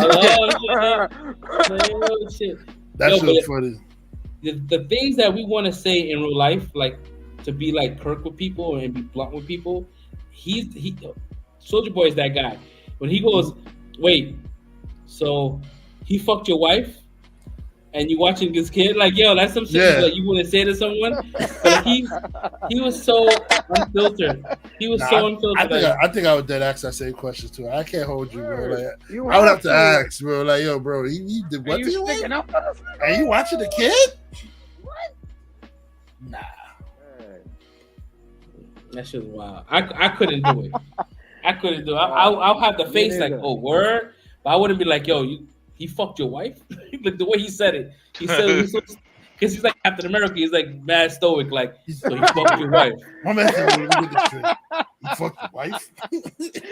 Hey, you want to protect this kid? Whoa, let me get this straight. Oh man. Yo, but I'm glad they kept him around. I'm glad that he didn't die. I was just about to say that too. Yeah. So they still have him in the back burner. They can bring him back whenever, because they can't keep that kind of character around. He's OP, right? Yeah. He's the fucking he's the last. Like he's endgame. Plan Z right there. Yeah, he's definitely a different breed because he was kicking Homelander's ass, bro. Homelander ain't had no help, boy. It was over for Homelander. Straight up. Yeah. He was straight up kicking Homelander's ass, boy. Yeah, I know. Homelander ain't had no shot. He lucky he had Butcher the rest of them there, boy. Yeah, and he can't fly, so that's one less thing he doesn't have. But he's still fucking people up on grounds. Well, shout out to Starlight flying. Starlight got fucking powered up. She leveled up. Mm-hmm. Yo, I always found her powers to be super annoying, dude. It just never felt. It always, it was like, all right, cool. She's just a huge ass flashbang. All right, cool. You turn off all the lights, she got nothing. To other supers, I think she is a huge ass flashbang, but to like a normal person, she'll shoot a beam right through your chest. It's over for you. You pop a EMP and you have a blackout. She has nothing other than super strength. But yeah, like Jubilee, exactly. But I do want to say though, because I haven't said it, and I'm almost like, I think that's what it was. Maybe it was her power set, and because of where she came from as a character, I kind of found her a little bit annoying at first, and then it was like, okay, she's just around. But you know what? I don't know her name right off the top of my head right now. I gotta give her props. She is a great actress, bro. She is a great actress. When I really started paying attention, especially this season, just seeing the ups and flows, the ebb and flows and roller coaster of the emotion she had to go through, I realized I was being annoyed by the character and not the actual actress herself. And I just have to personally give her props because she's been doing her thing on this show, man. You talking about Starlight? Yeah. Yo, when Homelander goes, yo, take off your wig. It's like, what? Oh shit! I thought she was gonna start ripping out her hair. That was the biggest reveal of the season. Bro, that shit was like he ripped out her hair. That's why she gotta wear a wig. Oh shit! Now she's ripping out wig hair. Oh, she over here ripping out wig hair. What do you think is gonna happen with Maeve? You think that someone's gonna find out Maeve is alive? Yeah, I think she's dead. Homeland is gonna fight her. He's gonna kill her and her girlfriend. Because I don't think she took out her tracker. She has a tracker still. Maybe she might have. They might not say that. Oh, or show that she's taking out a tracker. But at this point, we could probably assume that she took out the tracker. There's no point of wasting film time to show that. I kind of assumed this was them like writing off her character. To be honest with you, I kind of felt like Maeve has been like just around the entire time, and I never really felt. Sorry, go ahead, finish. No, I was just gonna say, like, as far as the overall story is going, they brought her back as far as, you know, to be like the intermediary between this season, between Butcher and everything that's going on. But I kind of felt like this was them writing her off, like with Ashley deleting this shit. I mean, it could come back, like the other Ashley could like rat her out and shit.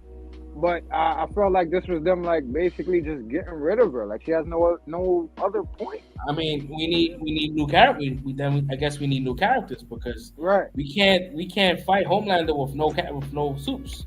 Because I already foresee A-Train flipping, right? A-Train, the Deep flipping. I'm hearing that Jeffrey Dean Morgan is in talk. Deep gotta die. Deep is too. He's just too deep, yo. He's not flipping. He's too much of a kiss ass. Jeffrey Dean Morgan is gonna be in the next season. So I don't know what character he's playing. Dang, they bring all the supernatural people over, boy. What's next? Jared Padalecki gonna be in it too? Yeah, the fact that you know these names though, wow. Well, I used to watch Supernatural. That's his brother, yeah, Dean brother. I just know their faces. I know their faces. That's it. Yeah, he played the Dean younger brother in Supernatural, Jared Padalecki. Yeah. Nah, but this season was solid, like from the very beginning. Matter of fact, yo, the nigga that played the nigga running for president, he played Bobby in Supernatural too. He was a Supernatural too. Oh shit! He played Bobby Singer. You bunch of idiots. Wow. Idiots. Bro, the hell. Face is quick too. I didn't even realize that. Yo, Eric Kripke, man, they be bringing all his people over from Supernatural. Word. I don't blame him. Crazy. So how would you guys rate this episode? For me, it'll be a 5. Oh, 5. Boys been 5 all season. Yeah, overall for me, like this episode is 5. Like the overall season, it's 5. I had a good ass fucking time. This might have been my favorite season. I think I haven't gone back and watched the other ones yet, but this might be my favorite season. Well, for me, it's fresh. So yeah, this is yeah. I don't know. I think I like. Wait, this is season 1, 3 or 4? 3, right? 3. I like season 2 with Stormfront. Stormfront, yeah. Yeah. And it was happy to see a Nazi get this. You know what I mean? That's true. And she was bad. I love her. Well, she died pitifully, bro. She had no arm, no shit. Good for her. Nigga, you thought he came over to see her just for a hand job and shit. Right. Bro. Yeah, nigga left her hanging. Yeah, she was like, no. It's funny because I look at the season because I watched them all like within a very short period of time. They all kind of like blended together. So me in my head, I'm like, oh, that was season 3. Nope, it wasn't. That was season 2. But still give it a 5. Had a good time with this one, man. Yeah, I can't wait to see the future eventually of the boys. Yes, sir. Same here, season man. 4. We got 2 years for that. We got 2 years, man. So 2024. I gotta survive. God damn. Why is Spacey shit so far apart? Oh my god. Oh man, especially they don't release them all together, so they can kind of like start the project. They can still be filming as they still being premiered. Like a lot of TV shows that they do that now. Like they still not wrapped, but they still premiering shit. Yeah. Anyways, so yeah, we're gonna get into Stranger Things. We didn't get to talk about it in full because I didn't see the last episode. A lot of people didn't watch it last episode. Dude. Before the show. You know, every season has like that marquee that you know, last year you had Susie and Dustin with the Never Ending Story. That song sits that's like my childhood. So when she started singing like turn around, when he started singing, I was like, oh my god, they're gonna sing Never Ending Story, and I fucking lost my fucking shit, bro. I was singing with Steph mad loud, like yo, it was so dope. They made a song that was like super corny and super like campy to something that was epic, and they worked well. And it was a great montage that went along with that song. This one here, we've been talking about it for a very long time. With the trailers, epic. We wanted to know Eddie Munson, you know, what song he was gonna play. It's kind of fucked up. We didn't theorize what song. Yeah, we should have, man. Yeah. We should have, and that shit flew over my head. But yo, bro, that we was waiting for that scene. in whatever capacity it was going to be thrown at us. We thought we was going to get it in the first volume, but it ended up getting pushed to the second volume. Bro, that shit was so fucking good.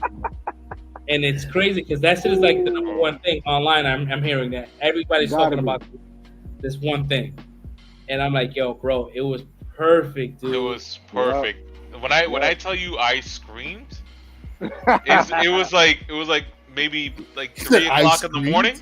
I screamed. I was like, yeah! Yo, I was so hyped.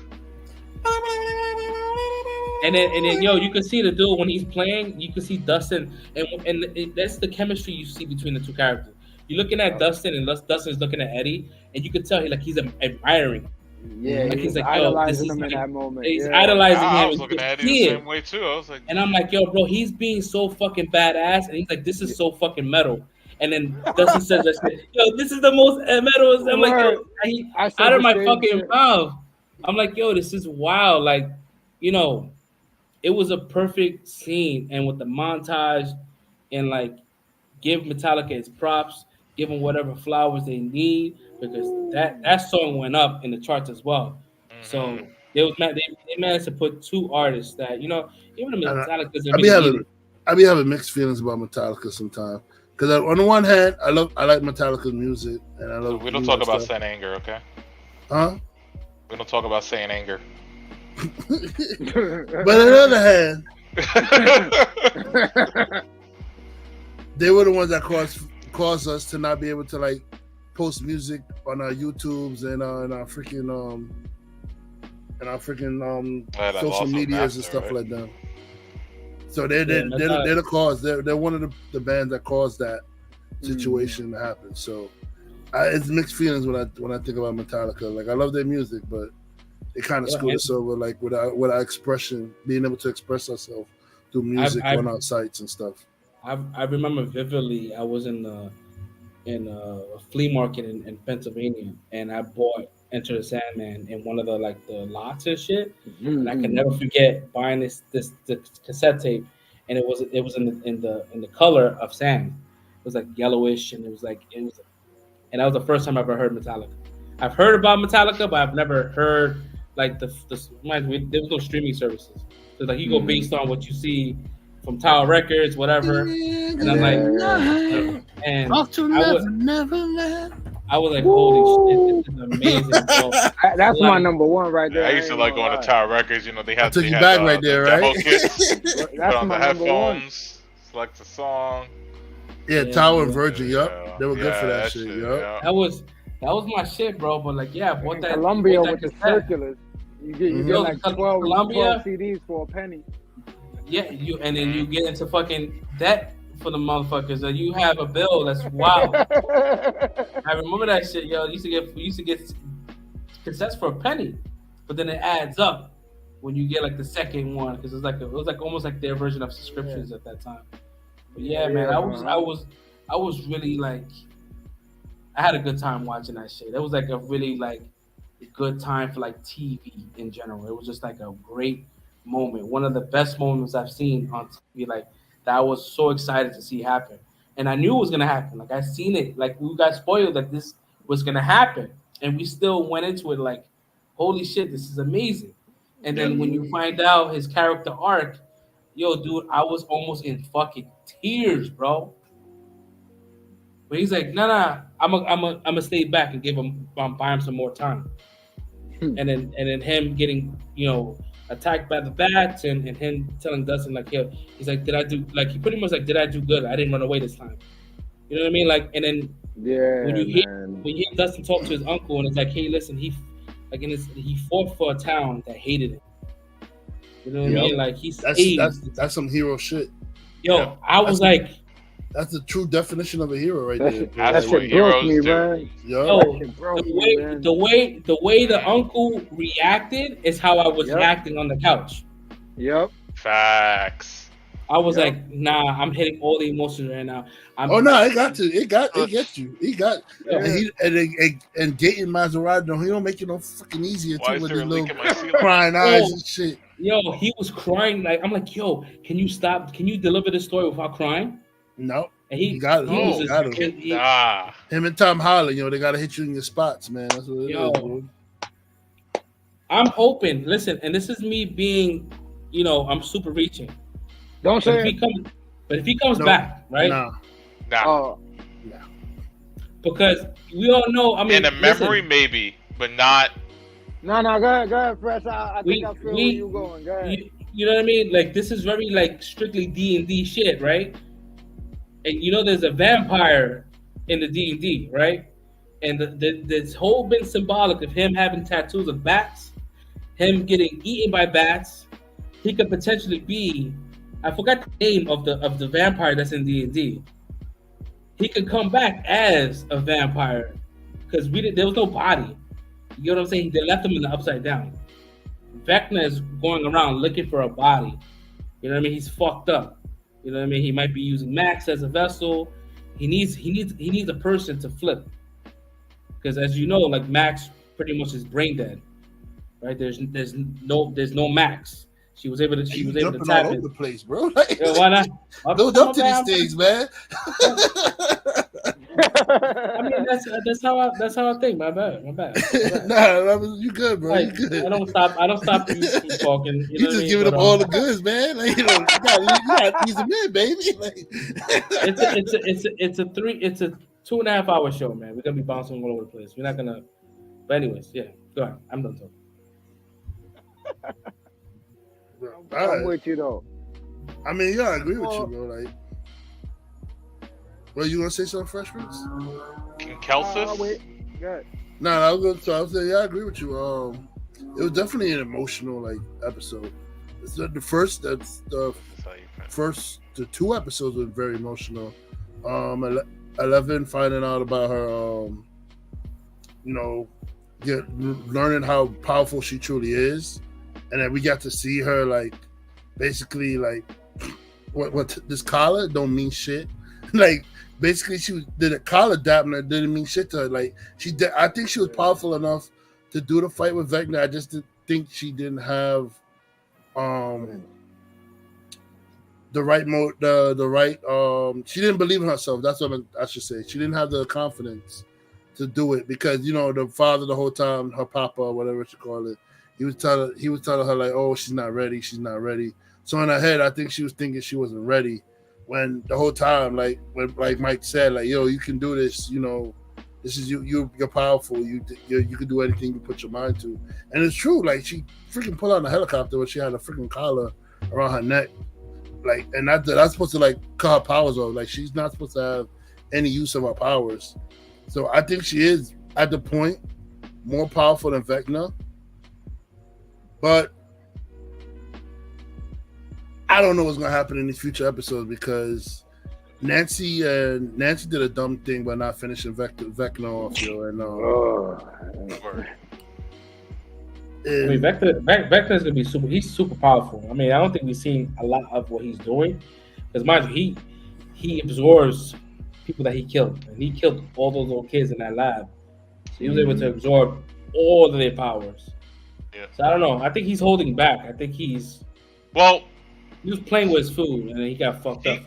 He killed those kids before he became Vecna. Mm-hmm. So he might not have the ability to absorb the powers yet. Well, we don't know this because they never said it. They showed. We're assuming that. No, but we're assuming that he didn't. Didn't he say that's what he was doing from the beginning? What happened? He said that's what he was doing from the beginning because before he even got in the Upside Down, he was saying they become a part of me. I think that's what he was doing from the beginning, with his moms and all of that, because he knew all of their darkest secrets. I think he was absorbing people from the beginning. Nah, I think he was just telling them he don't like people. I could have sworn he said that. People. I could have sworn I remember the same exact shit that he was absorbing people. That he was absorbing their powers. That's why he was able to kind of I don't know. Yeah. Because I know for the sole purpose of him killing in these episodes, he was killing at the points to weaken the gate between Upside Down and our realm. So That was the sole purpose of him killing the people that he killed.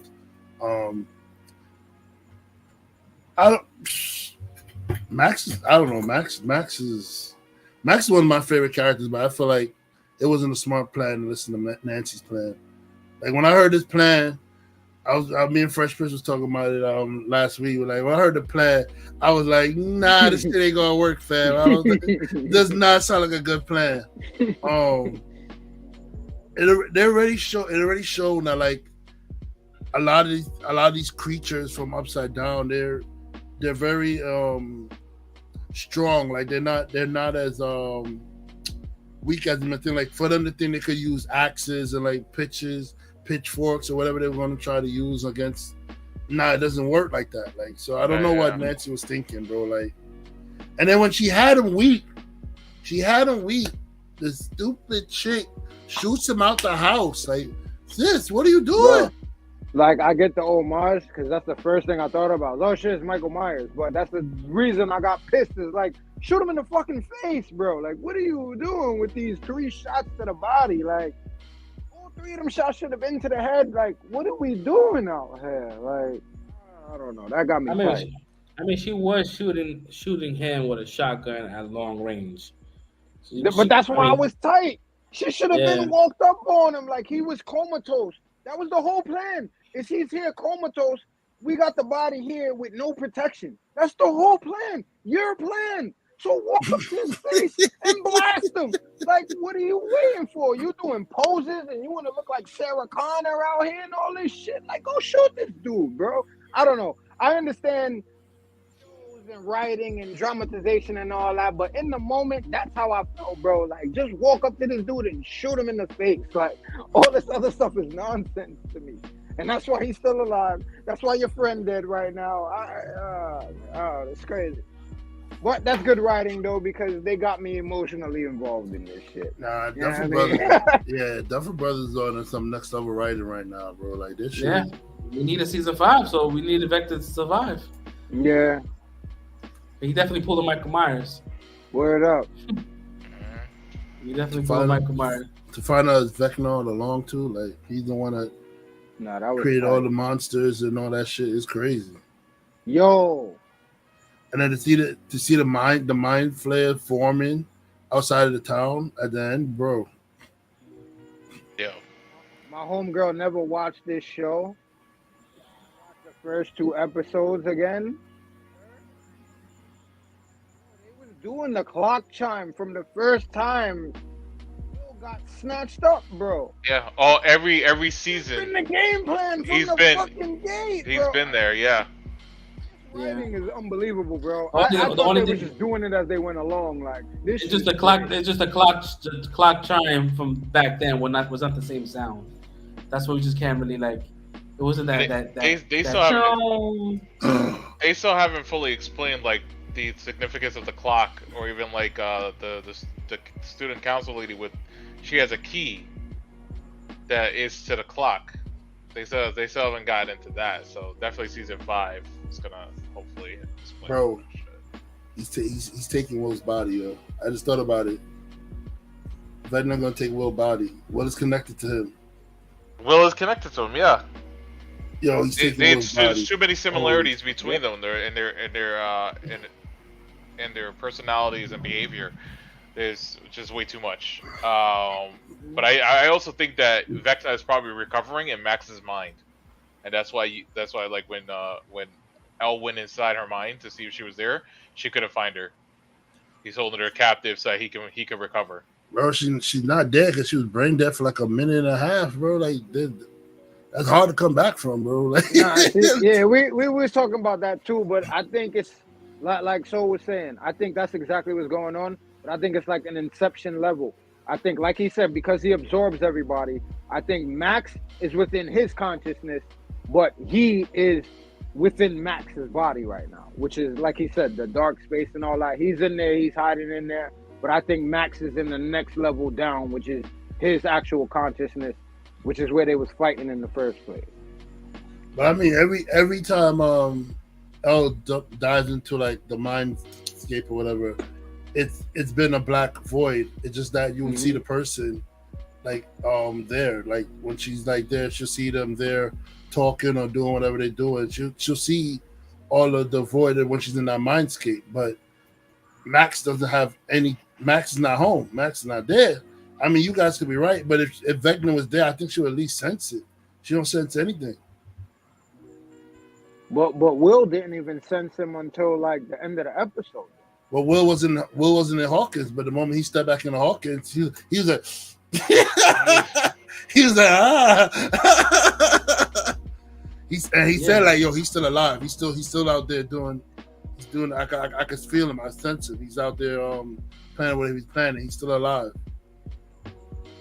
Yeah, he could definitely use Max or Will as a vessel, because right now that Max, her body it's just flesh. There's no activity. There's nothing. But she's blind, broken, so I don't know if he'll want to use her body. He'll definitely try to probably take Will. Yeah, I think he'll first try to take Will, and then he won't succeed. So then he'll use Max as the backup. Yeah, that's what I think too. Because they're gonna need Will to be a part of the team. With everything that's been going on with the whole guild from the whole start of this, they're gonna need Will like functionally. He might get powers, who knows? Like, but his connection has something to do with how they're gonna finish him off in the end. You know what I hope? I hope that basketball player is getting his ass whipped right in prison right now, yo. I fucking can't stand that guy, yo. Who's that? The fucking basketball. The one that tackled Erica? Yeah. No. Well, that ass. I'm talking about the one that fought Caleb. I forgot. Yeah, he died, right? Yeah, he died. He got split apart when the portal started opening. Yeah, he's done. He got ripped apart. I was like, good for that motherfucker. when homie caught his sister, I was like, yo, finally a chase scene that you can actually chase and catch a child. Not like Obi-Wan Kenobi. That he caught the child. It didn't take him long to catch him. His strides are longer than hers. That scene was kind of cringe, bro. I'm like, bro, what you planning on doing with this little girl? Yo, what's going on, man? Yo, bro, I wanted somebody to beat his ass so bad, bro. That shit really made me angry in real life, bro. Nah, you know what it is? Because I'll tell you why I made you angry in real life, because that shit was really happening back in the 1950s. That shit happening right now. That shit, boy, in the cop mode, like turn around, empty your pocket. That shit was triggering, man. That shit was triggering. That shit was triggering. It was too many triggering moments. They knew Duffel Brothers knew they were doing, yo. Hell yeah, they definitely. About to trigger all the black watches right now, yo. Yeah, triggering, bro. That I was livid, bro. Take everything out your pocket. Turn around right now. I'm like, oh. Bro, what the fuck is you, bro? Fuck you mean empty my pockets? Yo, but oh man. Nah, that show is great, man. This show is great. There's not a lot of shows that can trigger emotions from me like that. Like, so yeah. They did their thing, man. Yeah, man. And it didn't feel like 2 hours and a half, bro. Nah. That shit went quick. It went quick. 2 hours. So I watched it straight, so it was 4 hours for me, man. Yeah, me too. Yeah, I wasn't getting 9 straight up. I was just like, oof. I saw the sun coming out. I was like, oh man. They seem like regular hour episodes to me. I flew through them shits, man. Yo, once again, Disney, Marvel, take notes. As long as you write it properly, we will sit through and watch it. A 2-hour episode. If the story is good. Yeah. If the story is good, yeah. Like just. That's true. I don't know, man. But yeah, this episode was definitely like very strong. Hit every emotion for me. Yeah, this is definitely like a 10 out of 5. 10 out of 5. This was a fucking masterpiece, bro. Yeah. Unquestionably. This shit was a fucking masterpiece. This was my shit. Had a good time. I'm sad that it's gone. I'm sad we gotta wait another fucking 2 years for the next one. We know the time jump's not happening. I'm about to start the rewatch though. We know the time jump's not happening because there ain't no way you can time jump with a big ass mind flare forming over your city. Yeah. For real. I bet they're gonna do the same thing they did here with the time jump. So they're gonna probably do season 5 is going to start off where season 4 left off, and then they're going to do volume 2, time jump. Possibly. They might do a time jump at the end to kind of like set up another group of people to do like Series. They have plans to do not prequels, or spinoffs. So hopefully, man. I don't know. Yo, when she said I couldn't see though, I was like, yo, bro, just kill me now, bro. Nah. Word. I was like, yo, you can't see. It's over. Nah. No, the moment her fucking arms was twisting, I'm like, oh, she's done. Yeah, it was over. Oh, she's done.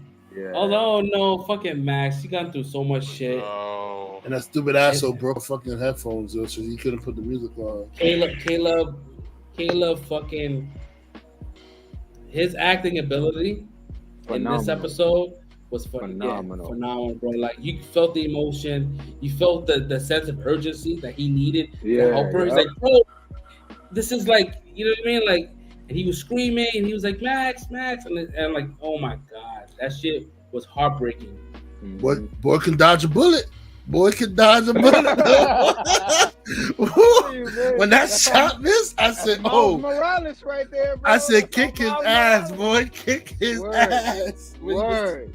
When he missed that shot, kick his ass. Boy, Caleb didn't disappoint, man. I mean, it was looking a little scary for a second, but then, yeah, Caleb stepped up. When he saw Max up in the air getting twisted up, my boy said, "Nah, I gotta end this dude." Whap, took the boy out, man. And then I felt it. He was like, "Call 911." I said, "Shit." Oh, yeah, wait. This is back in the 1980s, bro. That means she gotta go find the house, and that house is like dead ass by itself. And landline. That shit is crazy. I was like, yo, I say, yo, Compton 911 ain't coming for a minute, bro. Yeah. Unless they, they should have had those posts. Remember those posts they used to have in the corners? The big red post, you flip the little, and then you push the button for fire or for police. Fire or police. They probably had those. Yeah. This is sticks, man. I don't know if they had them shits, bro. I don't know. Oh, maybe. Yeah, man. But definitely a classic, man. So if you go, whoever's watching on demand, if you guys never seen Stranger Things, I'm what are you doing? I'm envious. I'm actually envious because you can watch season 1 to 4. Yeah, right now. Yeah. Like right now, that's like. Yeah, we'll see you in like 3 days. Bro, it'll take you 3 days to watch them all. Holy shit, man! Yeah, man. Great. Worth it. But definitely, man, go check it out, man. This is a masterpiece. Baggy, probably dehydrated. Word. Visine on deck. Yeah, you hear yourself getting out of the chair. Oof. Oh, and I wanted to peeling out of there. I want to bring up that Umbrella Academy. Take notes. This is how you do somebody coming out, bro. Word, thank you, bro. We talked about this last week. Word, thank you. Oh my god. I didn't even put Umbrella Academy in the fucking show notes. I just realized that. I was like, yo, we didn't even think about talking about Umbrella Academy. We're just like, yeah. I didn't hate the season, but I mean, I gave up too. I didn't finish it. I finished it, but I'm telling you, I finished it just to finish it. It wasn't something that I was like, wow, this is interesting. No, I wanted to finish it just to finish it, so I could just have that peace of mind. I mean, for me, Umbrella Academy always starts off weak. Like from the first 2 seasons when I was watching them, it always started off like slow for me, but then it picked up. But this time around, like it was kind of like, I don't know, weird. I don't know how to explain it. It was like I feel like it was just like it wasn't getting better. No, it was so stale. They took too much time out to address the major elephant in the room, and I think that's what took away from the rest of the series. I'm like, fam, she got hired to play a character that's a female. Exactly. Play the fucking female. Play the character, right? Over, bro. Like it's over. Right. It's not about your personal life, yo. If you don't want to, and if you don't want to play her no more, just say you don't want to play her no more, and let them recast the role. Thank you. This is why people feel like things are forced, because these things don't have to be done. But this is I actually accept it. forced. This one was actually forced. Yeah, right. That's This the is crazy what I'm thing right. about it. Yeah. Like, it didn't feel natural to coming out. It didn't feel natural at all. Nah. She's like, "Oh, hey, I'm Victor now." Everybody, nobody even say, "Where the fuck this come from?" Like, no, like I would have so many questions, bro. Like, wait, exactly. Like, what? Wait, hold up. You was gone for a night, and now you come back a whole new. Wait. Bro, you had a lesbian relationship, and all of a sudden you decided you a man. Like, how does that work? What? What? I'm talking about the aspect of the show, not in her real life, but in the aspect of the show. Right. She had a lesbian relationship last season, and then all of a sudden she's a man. Or I'm a man in this one. Right. Like, what? And I don't know why you felt like this you're muted the whole time with it. I think in her defense, she did say on record that she was okay with playing her throughout the whole entire season. Netflix wanted to push that agenda. Netflix said, "Hey, no, let's change it." I had a feeling I had to deal more with Netflix. But she said she would play her Vanya. She's like, I had no problem playing a female. She's like, I have no problem. It just they said, hey, let's just change it for you. And she was like, all right, cool. Like she didn't. That was not her first choice. Nah, that shit was Netflix was like, yo, let's use this opportunity. Yeah. If that, it felt like that. Like it was a forced thing to like say, hey, look, man, LGBTQ, we're part of you guys. Look at this, like, oh yeah, get your subscriptions here. Like, bro, because they lost so many subscriptions because of the whole Dave Chappelle shit. So they're like, let's just like more like inclusion shit. But it felt very forced. It felt like it didn't go well with the story. But the way how everyone else handled it in the cast, like it was cool. Like, all right, cool. Like that's what you want to be. That's cool. Like that's how I felt. But at the same time, it was like, I don't know. Just but sorry, go ahead first. No. I just felt like the story was kind of like weak to start with. Yeah. And adding that extra hurdle kind of like hurt it a little bit. Yeah. Because it's something, I don't know. It just, I don't know. That's more time you could have put towards the main story. That's how I'm looking at it. But see, the thing I was talking about with Fresh Prince, I think a couple of weeks ago when we were talking about it fresh, I was saying my issue with it is that like she came out and then automatically they started treating her better because she came out. It was like, what? Right. And she like shit don't work like that. Like when she told the sister, she was like, oh, there's nothing you could do. There's nothing you could do that could change how I feel about you. Like I always love you or some shit. I'm like, oh, but bitch, you had her locked in the dungeon for like how many seasons now? Like what are y'all talking about, yo? And then y'all didn't want to do her. Then the whole rest of the season, she's hating her or hating him for this and that. It's like, yo, bro, that shit just got me so aggravated. Like, just take this shit the fuck out. Like, this whole shit is annoying me right now. And even five that was talking about, oh, Vanya needs to be this and that. We need to take care of her. We need to get rid of her, whatever like that. He turns to say like, oh, if you ever turn bad, then maybe I'd have to kill you, but just stay on the good. Like what? Like bro, what is going on? There's no consistency with the story at all. Yeah, and for me personally, I feel like no connection to none of the characters. No, like, I don't give a shit whether if the character dies or not. I fuck with five. I fuck with five. Yeah, five. Yeah. Five is definitely saving the show. Yeah, five is the guy. He'll play a fucking great Robin if he was to ever get the part. Exactly. I want him to be Damien specifically. 100%. He gives those Damien vibes. Yeah, bro. But yeah, I don't know. He's cool, man. I'm glad he's still on it. Yeah, but that show it got so weird. I'm like, I don't know, man. I just stopped watching it. I'll probably get back into it. But that's how I felt about The Boys. Like I started watching season 2 and like got a little bored, and I came back to it. So just take some time. And that was messed up. The sister fixed her shit, right? Allison. I'm gonna put it out there. I don't like Allison Hargrove. I don't like her character from first season on. Like I feel like she's been selfish every season, and she didn't disappoint this season at all because she was like super selfish. And then let's call out the elephant. She tried to rape a dude.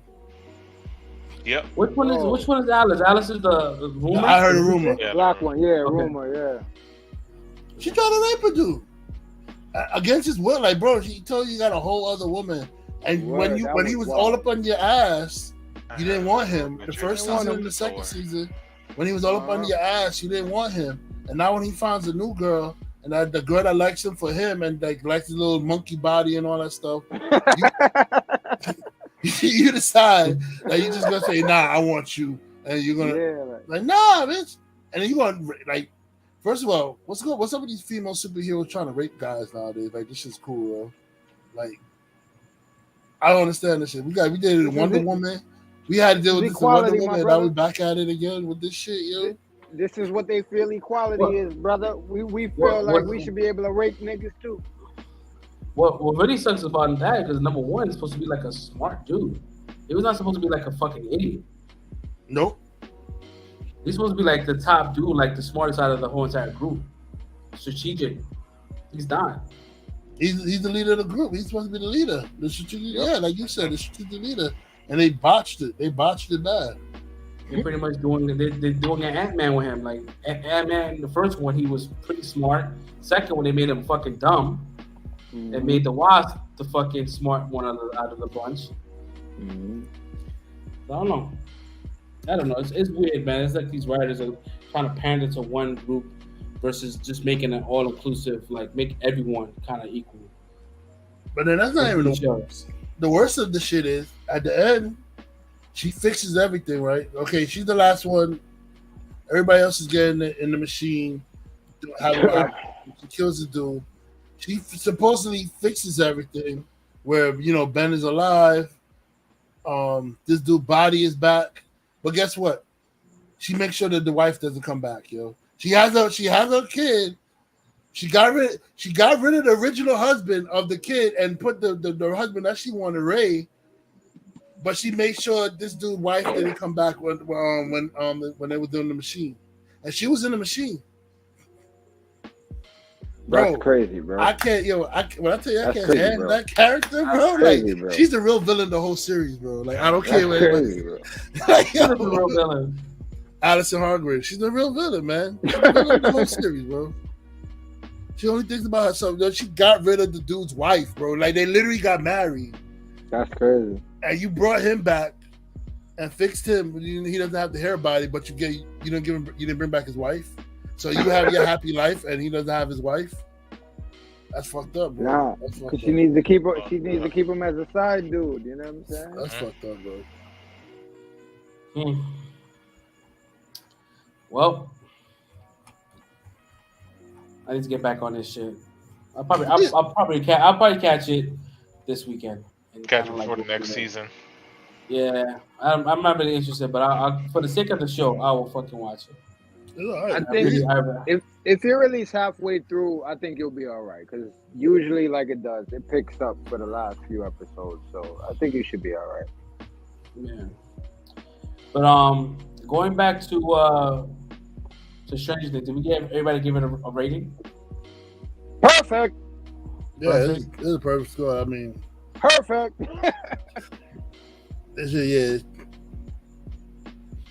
Yeah. All right. Cool. 20 out of 5, 30 out of 5. Whatever it is, greater. Sky's the limit. Mm-hmm. Exactly.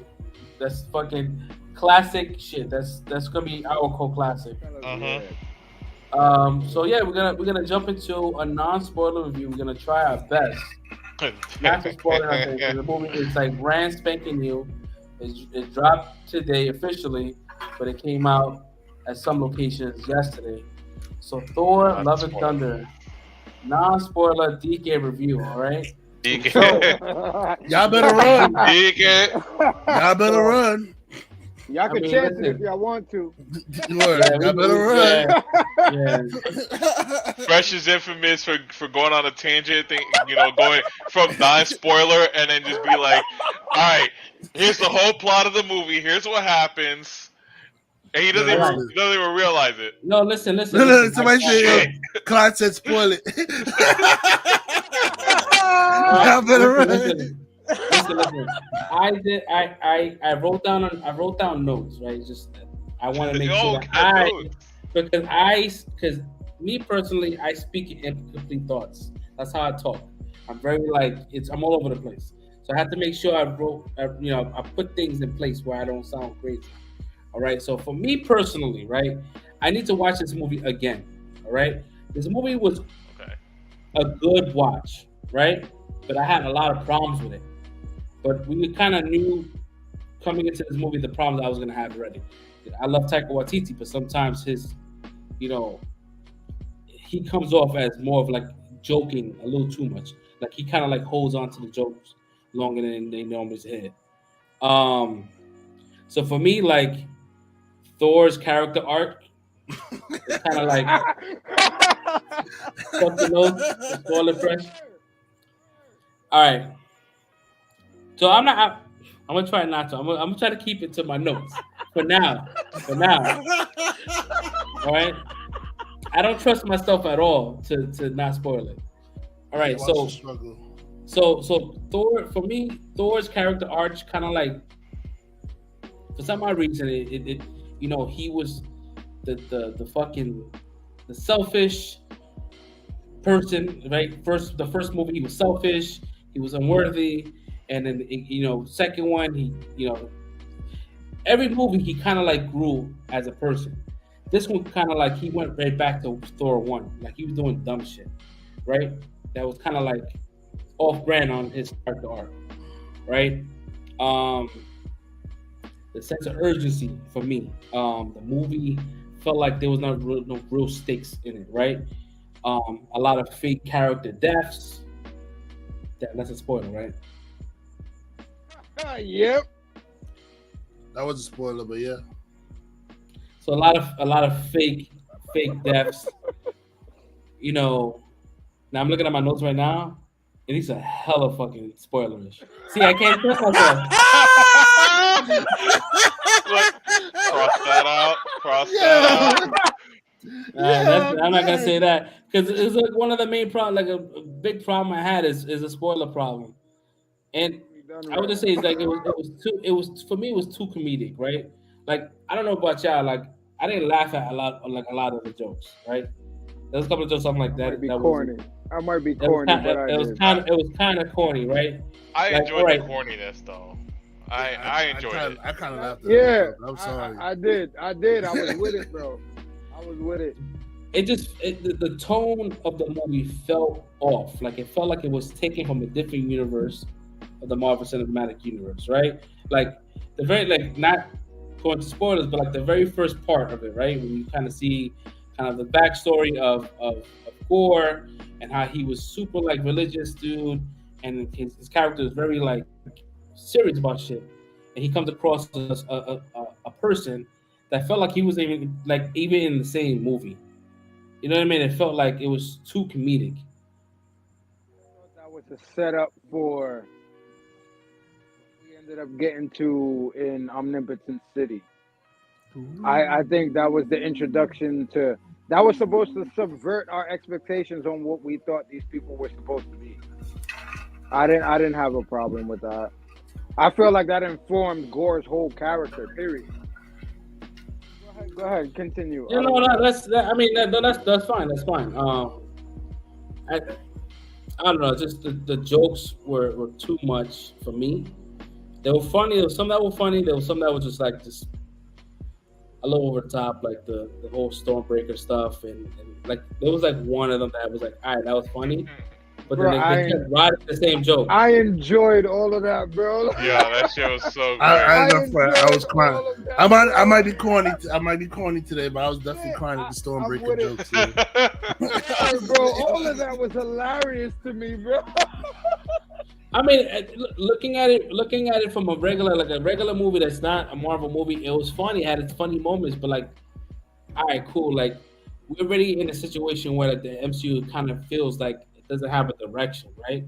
And it's like this is kind of like making fun of certain things, almost like how Rian Johnson took the Star Wars franchise and kind of like make a mockery of the first movie, right? Like there were certain things that Thor did in the first movie that he shouldn't have done in the last, like when he fucking Bifrost out of the fucking the whatever the town square, right?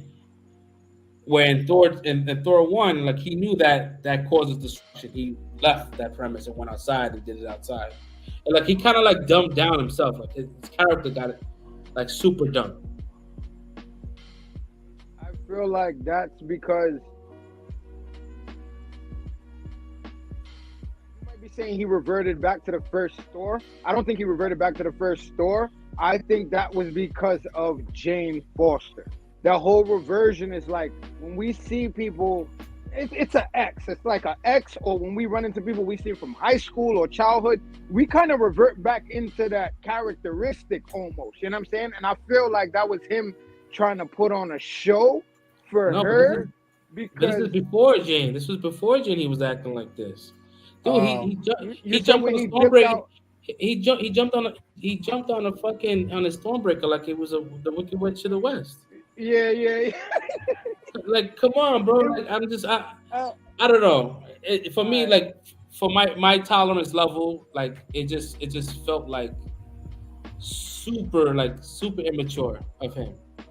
Like, he just felt immature. Like, he went from a crazy ass arc, right, to Ragnarok, where he was like understood what he was in life, right, to something that he just kind of like reverted back into something that was just like. Everything was a funny joke. It was a joke. It was like they kind of like fucked up a strong story just for a joke. You know what I mean? Like everything was for a joke.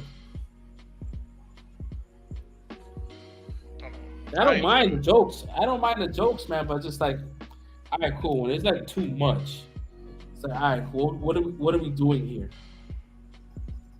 But aside from the jokes.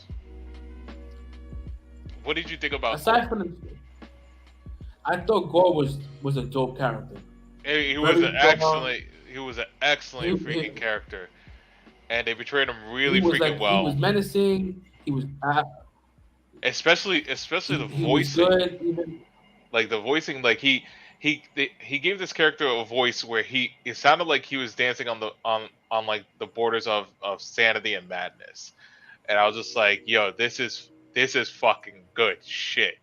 I was like, he did that voice perfect. He was terrifying. You remember the point when he was like the whole time he was in the fucking. He was in the cage. There's a certain in the cage where he kind of like came out of the shadows. I'm like, holy shit, that's terrifying, right? Yeah, and that's where you hear like where he's kind of like dancing on that sanity and madness border in his voice.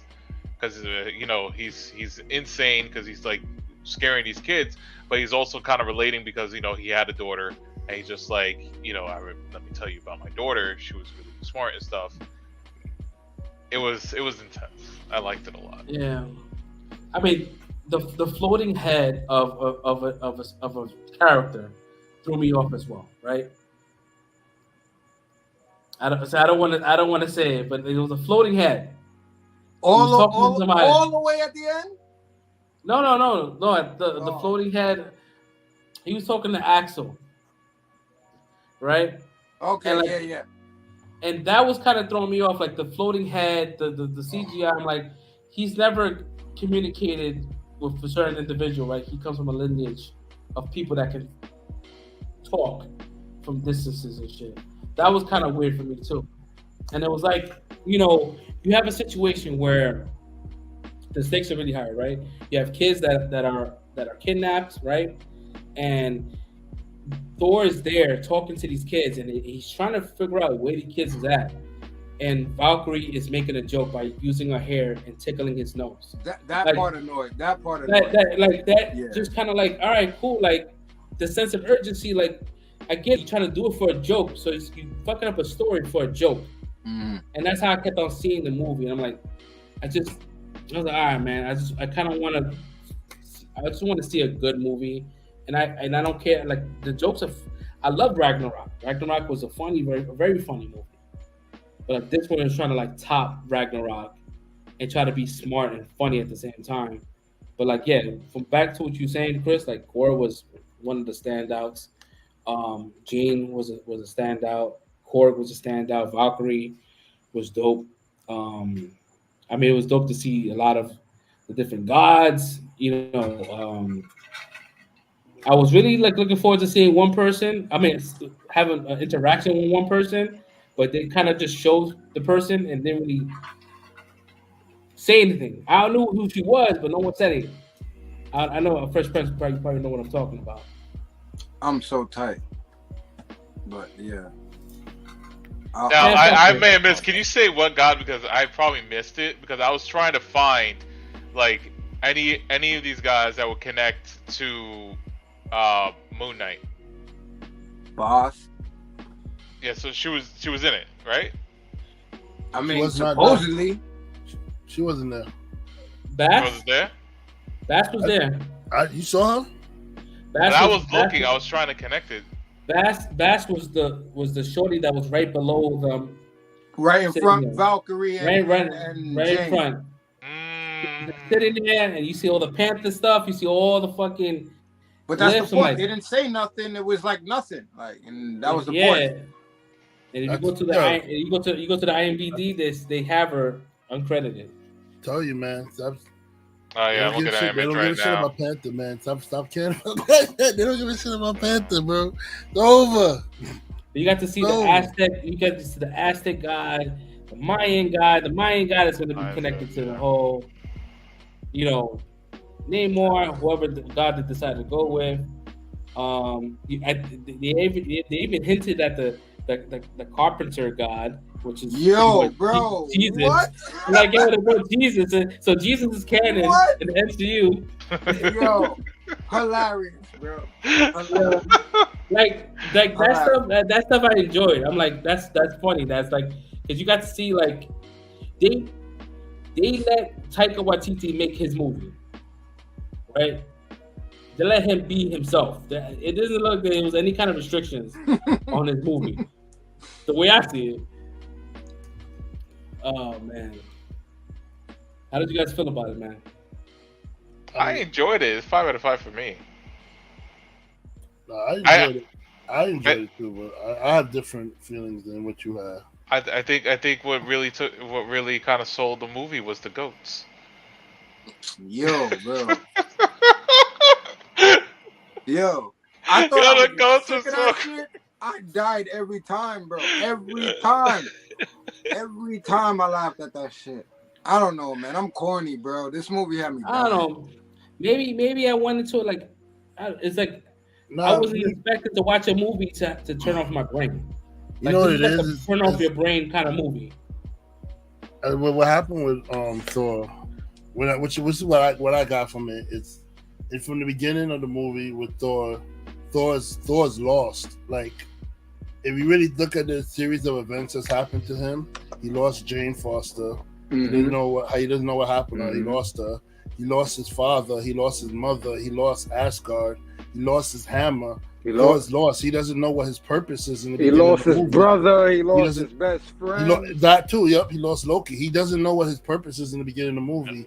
That's why he's having an issue adjusting, doing the stuff he's doing. He worked his body out to get, and he thought that would make him feel back to being the god that he was before. But even that didn't work. He was trying the whole movie. Thor's really trying to find his way back to being the Thor that he was in the past. You know what I mean? And that's what I got from the beginning of the movie. He doesn't know how to get back to that, and that's why when he first popped up in New Asgard, because he finds out that they're in trouble and shit. He sees Mjolnir. You see how his eyes lit up? He's like, yo, Mjolnir. He's like, yo. He's like trying to get back his hammer. It's like, bro, he's a god, man. He's thousands of years, bro. Like 8 years. That's like a couple minutes to him, bro. Like, bro. Like 8 years. I mean, that was his love of his life. Like he said, like Korg explained, he had different loves, but he said Jane was the love of his life. Like that's the one that he truly loved. Like he truly had deep emotions for, and she left him with a note. It wasn't even like she left him. She left him with a freaking note. and he had to hold on to that. Doesn't even know what happened to her. Like, bro, like he didn't know what happened. Like, I get some people could say there was too many jokes, but I know I looked at it as a Taika Waititi film, and then like Ragnarok had mad jokes in the shit too. Like, so it didn't bother me. I don't know. The Stormbreaker shit had me rolling, like especially like when he was trying to secretly call Monia back to him, and then you just see Stormbreaker like. It was like his girl the whole time. Yo, bro, Stormbreaker was jealous the whole movie. Yo, even when he was talking about the lightning bolt, Stormbreaker was like, "Yo." I don't know. That shit killed me. It killed me. It killed me a little bit. I got it. Am I missing something? Am I missing a memo? Does these fucking inanimate objects feel something? Yeah, they're living. Mjolnir is a living being. They're sentient beings, bro. Yeah, Mjolnir is actually a living being.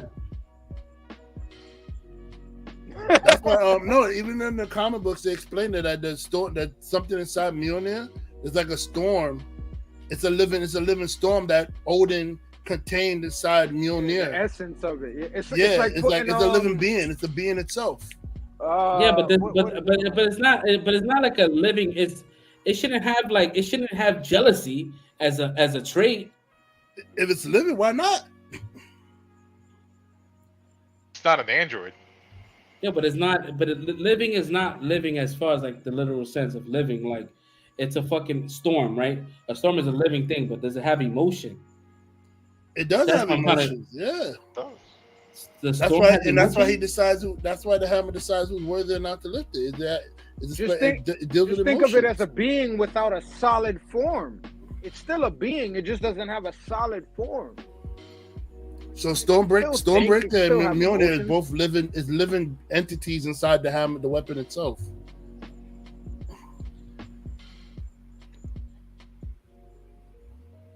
Fact checking. Yeah, 100%.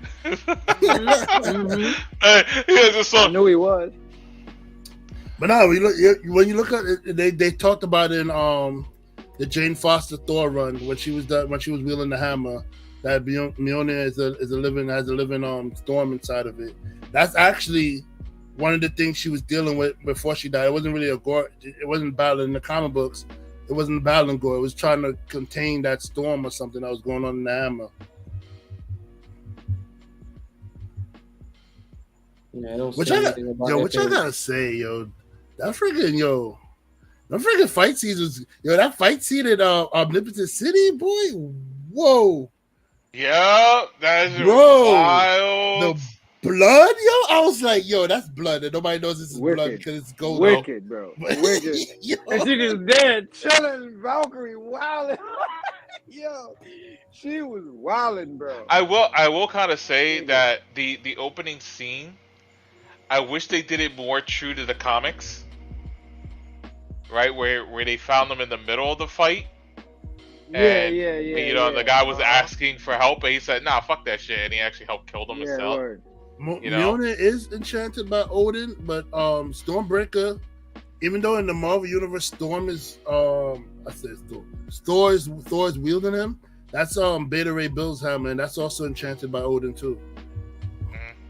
Yeah, there's nothing in the database that says anything about them having feelings like that. They're enchanted. But well, at the end of the day, I just know it's a sentient being. So to me, I wouldn't denounce the fact of them having feelings. Like, so to me, it didn't like break anything. Like, I don't know. It was funny to me, and it calls back to before when Korg first meets him and is like, "Yo, bro, like you got a strange connection to like your hammer." Like, so to me, that just carries on from the rest of that and just shows you why he has this connection. It's like having a dog, right? It's like a dog. You're gonna say, "Yo, a dog doesn't have emotion," but if you really pay attention, if you had a dog for a long time, you realize it does have emotion. Might not be like us, might not be able to express it like we do, but they have emotion. I mean, that's given. We all know that dogs have emotion. That's not. So that's how I look at it. That's how I look at it. It's like a pet that he's had forever, that they both have connections to and love to. And yeah, it might not be able to come out and be like, "Yo, I'm supposed to be your wife" or whatever, but as a dog, Yeah, dogs catch feelings when you bringing new people into the crib and all that. Yeah, they get jealous. Or they might not protective or whatever you might call it. So I don't know. It just made sense to me. I didn't think that was too much of a stretch. And I don't know. I was dying through the It was whole too much. It was too much of a running joke. It was just too much. It was a joke that just they kept on pushing. Well, apparently the hammer does have emotions because we saw it in the movie, so it has emotions, guy. Well, I don't know why you're fine. They have emotions. No one is fine. I'm just saying it. I was responding to Clyde. I was responding to Clyde, not you, bro. I was asking the question like whether or not like I'm trying to find out for myself whether or not they have emotion. The shit was getting jealous. I'm like, let me put it to you memo? like this, Fresh. All right, so you remember we all watched Loki, right? Loki. You see how He Who Remains had control over Elias? Big ass storm that was eating realities and all types of shit, but it basically looked like a big ass dog, right? It was able to protect his entrance like a guard dog. So obviously the shit was sentient. It had emotions, it had feelings. It might not come out and talk to people, but it's a sentient being. And that's basically what me and Red are talking about. It's like taking Elias from which I've seen in Loki and trapping it or enclosing it inside of the hammer. That's basically what Mjolnir is. But again, I get what you guys are saying. I have no problem with that. It's just when looking at the database, it's to say anything about it having any kind of emotion. So if you guys are saying that it has an emotion, that's fine. It's cool. But it's not saying that. Does it say it's sentient? It doesn't say it's sentient either. No. So, I mean, I'm going based on what it says online, but if this is something you guys are talking about, like in the movie verse, then fine, that's cool. That's why I was kind of like taken back. Like, I didn't remember. Yeah, I was never talking about comics, like where Odin actually. Yeah, I don't know. I mean, in the comic, it has a living storm inside of it. It doesn't do what the movie's doing, but of course, you know, the movie's taking liberties with the stuff and making it extra. I mean, if they wanted the hammers to have emotion in the movies, then they're showing it to us that the hammers does have emotions and the hammer do have feelings and stuff like that. The weapons do have feelings or whatever like that. So, I mean, this is what Marvel want them to have in the movies. This is what they got. But in the comic, there is a living storm inside Mjolnir. That's what Mjolnir is made out of. It's made in the heart of a dying star. It's a living storm that's inside of it. But, you know, writers wrote that late in. The whole mythos of Thor the whole time was the hammer was forged in the heart of a dying star. And then later on in the Jane Foster's Thor era, they did the whole living storm inside of Mjolnir thing. So that's comic books. Things get retconned all the time. And also that Jane Foster shit, like, even with her, like, yeah, I get it that inadvertently he casted enchantment to keep her protected, right? But yet keeping her protected was actually hurting her, right? But is she worthy to wield the hammer? So it kind of she is, because how was she worthy? She's the one that made him worthy again in the first place. He did it back to the first movie. No, but it's better person. But it's almost like, was she really worthy? Like, she was protected, but was she worthy of wielding the hammer? Yeah, he explained at the end of the movie. He said, the reason why I knew you would be worthy to lift the hammer is because you're the one that made me worthy when I was unworthy to lift it. He said, you showed me how to be a better person, being a better god or whatever like that. That's what made me worthy to lift the hammer. So that's why he knew that she'd be able to lift the hammer. Okay. All right. That was like when he was holding on the arms, and when he was holding on the arms, that final conversation they had. I don't know. It kind of like takes away from like Captain America wielding the hammer. You know what I mean? For me, at least. That was like a really big. I mean, it really don't, because we know that she was worthy of lifting the hammer from the comic books already. So I mean, it doesn't dilute the fact that Captain America is worthy. Captain America is if you really look at it, they both have the same aspects. Like, she's a fighter, he's a fighter. I mean, she's not the physical sense of a fighter, but look, she's trying to fight cancer. She's out here trying to find a cure for it for other people, and like that while she's dying of it. I mean, that right there is still that's hero shit. Like you're over the shit's killing you, and you're over here trying to find a cure for it for people. You know what I mean? Yeah, but if he had never met Jane and he didn't spend that time with Jane and grow the connection he had with Jane, he would have never sacrificed himself to the Destroyer. That was the whole point in his hero's journey in the first movie. Responding to the comment, sorry. Can we address the fucking Galactus? I said it. Those Celestials, they wasn't Galactus. Yeah, Celestial. I didn't think it was Galactus. Yeah, you don't think the entity at the end it looked just like Galactus, like a silhouette? That's that Eternity looks. That's Eternity, yeah. That's Eternity. Yeah. Oh, okay, because it kind of looked like Galactus. No, that's it. Yeah, see, we all in spoil. Oh, he fixed it. Spoiler review. All right, yeah. But yeah, that was definitely Eternity. That's one thing though that was amazing to me. I love that. I love that whole depiction of Eternity. It was like looking straight out of the comic books to me. No, I love that. That part I love. Even the part where, so and so comes back and he's able to raise this person. Yeah. Oh man. And now realizing the title of the movie was her all along. That was dope. Yeah. And to come to find out that that's his daughter in real life.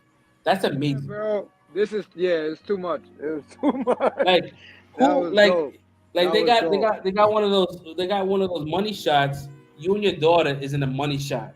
That both have the hammer, and that shit was amazing. I was like, that's hot.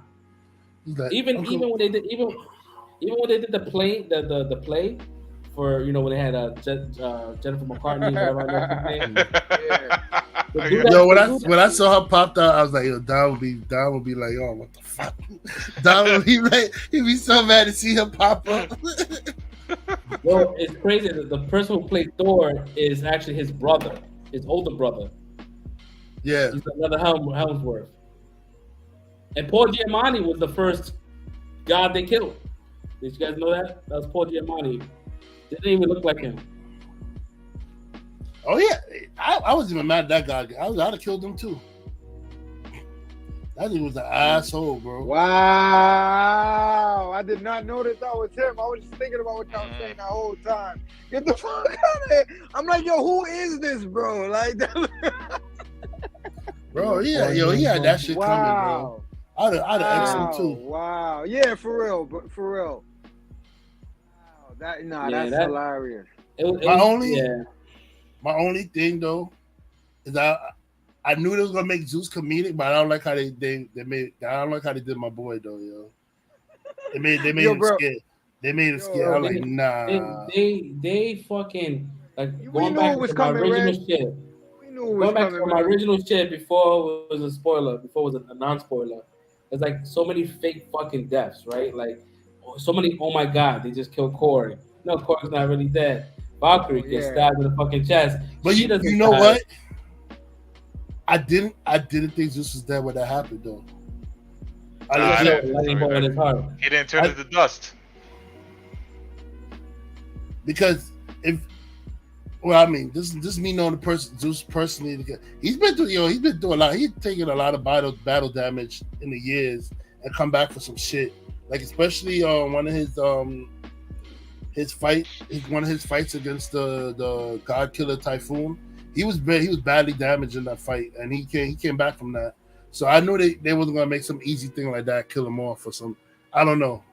That was me hoping at least. I was hoping they'll make him bigger, like not man size. They kind of made him like regular man size. Yeah. Like they made the first god bigger. Like he felt like he was a bigger person than Gore was. Yeah. I thought Zeus would be the same caliber of person. Yeah. Yeah. Even. I'm not even mad. I'm not even mad because me and Red talked about this a long time ago, and from the first trailer, bro, I'm like, all right, this is what they doing. I was Mythos out the window, bro. I already gave it up. So because of that, having that mindset, the hell out of it, bro. I think we were all on the same page. I don't think it was just Yaku. We were all kind of saying it's gonna be a big joke, even with Zeus being a joke. I think that we all said that he was gonna just be like, not the Zeus that we think he's gonna be. Like the moment we saw the party shit, it's like, yeah, that's gonna be a party. He's not gonna give a fuck about what's happening. You're not invited to the orgy. He said you're not invited to the orgy. And not for that. That orgy some Zeus shit though. Oh shit! What? That orgy some Zeus shit though. That's some Zeus shit. I am surprised. I am surprised that Disney and Kevin Feige allowed him to say orgy 2 times or 3 times. Word, like 3 times. Yeah, he said it like, a few times, man. Yeah, they kept going with it, bro. Oh man, that was hilarious. Because they alluded to an orgy in Ragnarok when they got that special that plane that belonged to the Grandmaster. So this is what he uses for his special party. So, oh man, and I like the little joke they made to like the Viking sacrifices back in the day. It was like, oh, let's not do that. Those are dark times. Let's not do that.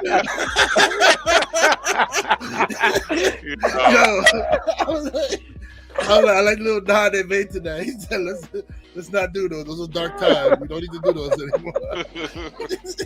Oh man. It was I don't know. I found little gems throughout the whole movie. Yeah. I do agree. Like the whole part when he was talking to the kids the second time to just reassure him, calm him down. Valkyrie doing what she's doing, it was like a little weird. But at the same time, Valkyrie throughout the Ragnarok and others hasn't taken anything seriously really, besides the deaths of her sisters. Whenever that's brought up, that's the only thing she takes seriously. Like everything else, she's more like nonchalant. Let me get a drink. Let me do this. Let me crack jokes. Like, you know what I mean? So I don't know. Jane Foster, I like the Jane Foster Thor they did here. I like how she kept trying to come up with a phrase because she was so hyped to be. She wanted to come up with a hammer phrase, and I just want to know what was the thing she told Thor, man. He's like, oh, that's a great one, and they don't tell us, yo. Yeah, I was like, did I miss it? You wanted Valkyrie to die? Yeah, you want Valkyrie to die? I wouldn't Damn, bro. I wouldn't have been upset. She didn't really progress. She didn't really progress as a character arc. Kind of stood the same.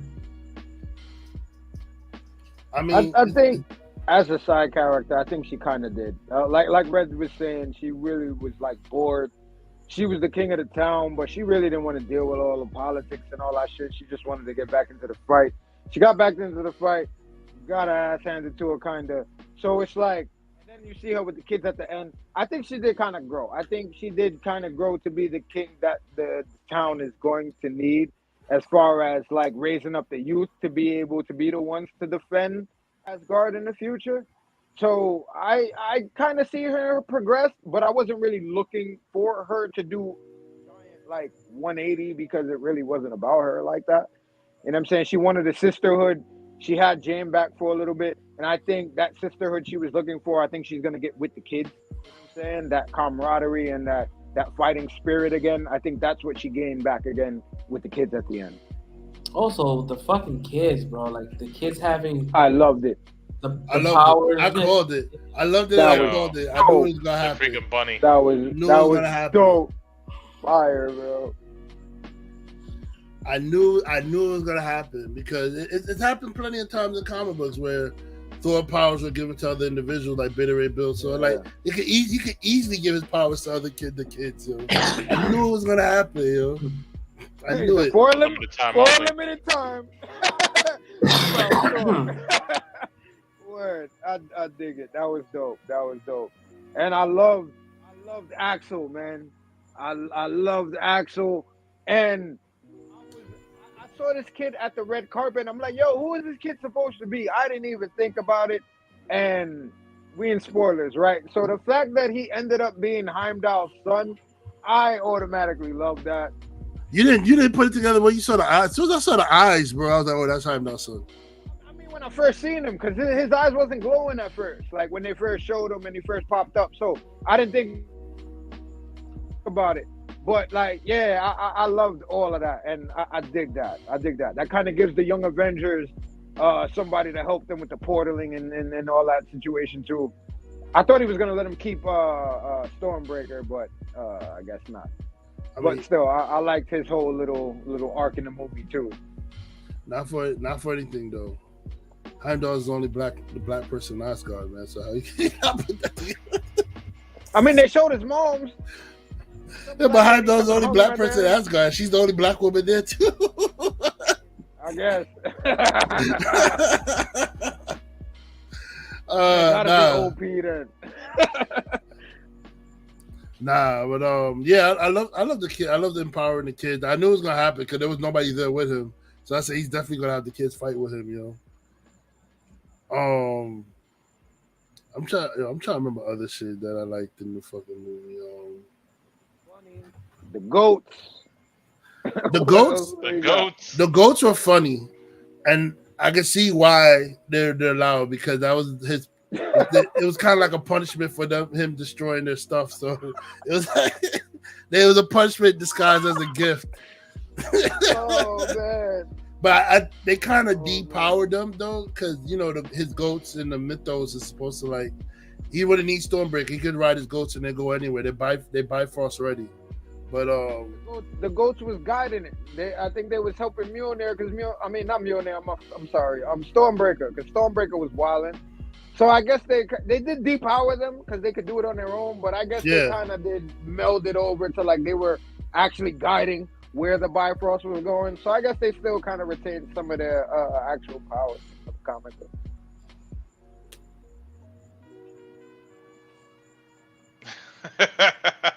Yo, it had Thor powers in there, man. Word. That teddy bear was imbued with Thor powers. That shit was hilarious, bro. I loved it. And I don't know if y'all noticed it or not, but the way it looked like Yggdrasil when they took that shot from the top and it was kind of looked like the tree branching out when he was powering up the kids. It kind of looked like the world tree.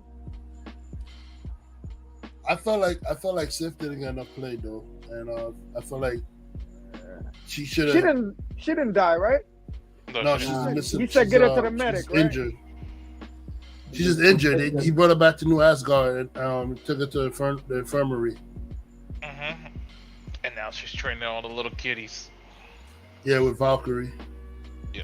No, I just didn't think I had to go into this movie and turn off my brain. Like I wasn't expecting that. Maybe I should have done that, but I didn't expect that to be like a Marvel movie for me to go into that and just kind of like, all right, cool, like whatever is out there that's canon or whatever, like you said, the mythos, out the door. I didn't expect that to be like that. It's because I had a totally different experience than y'all. Yeah. And are you gonna try to give it another shot?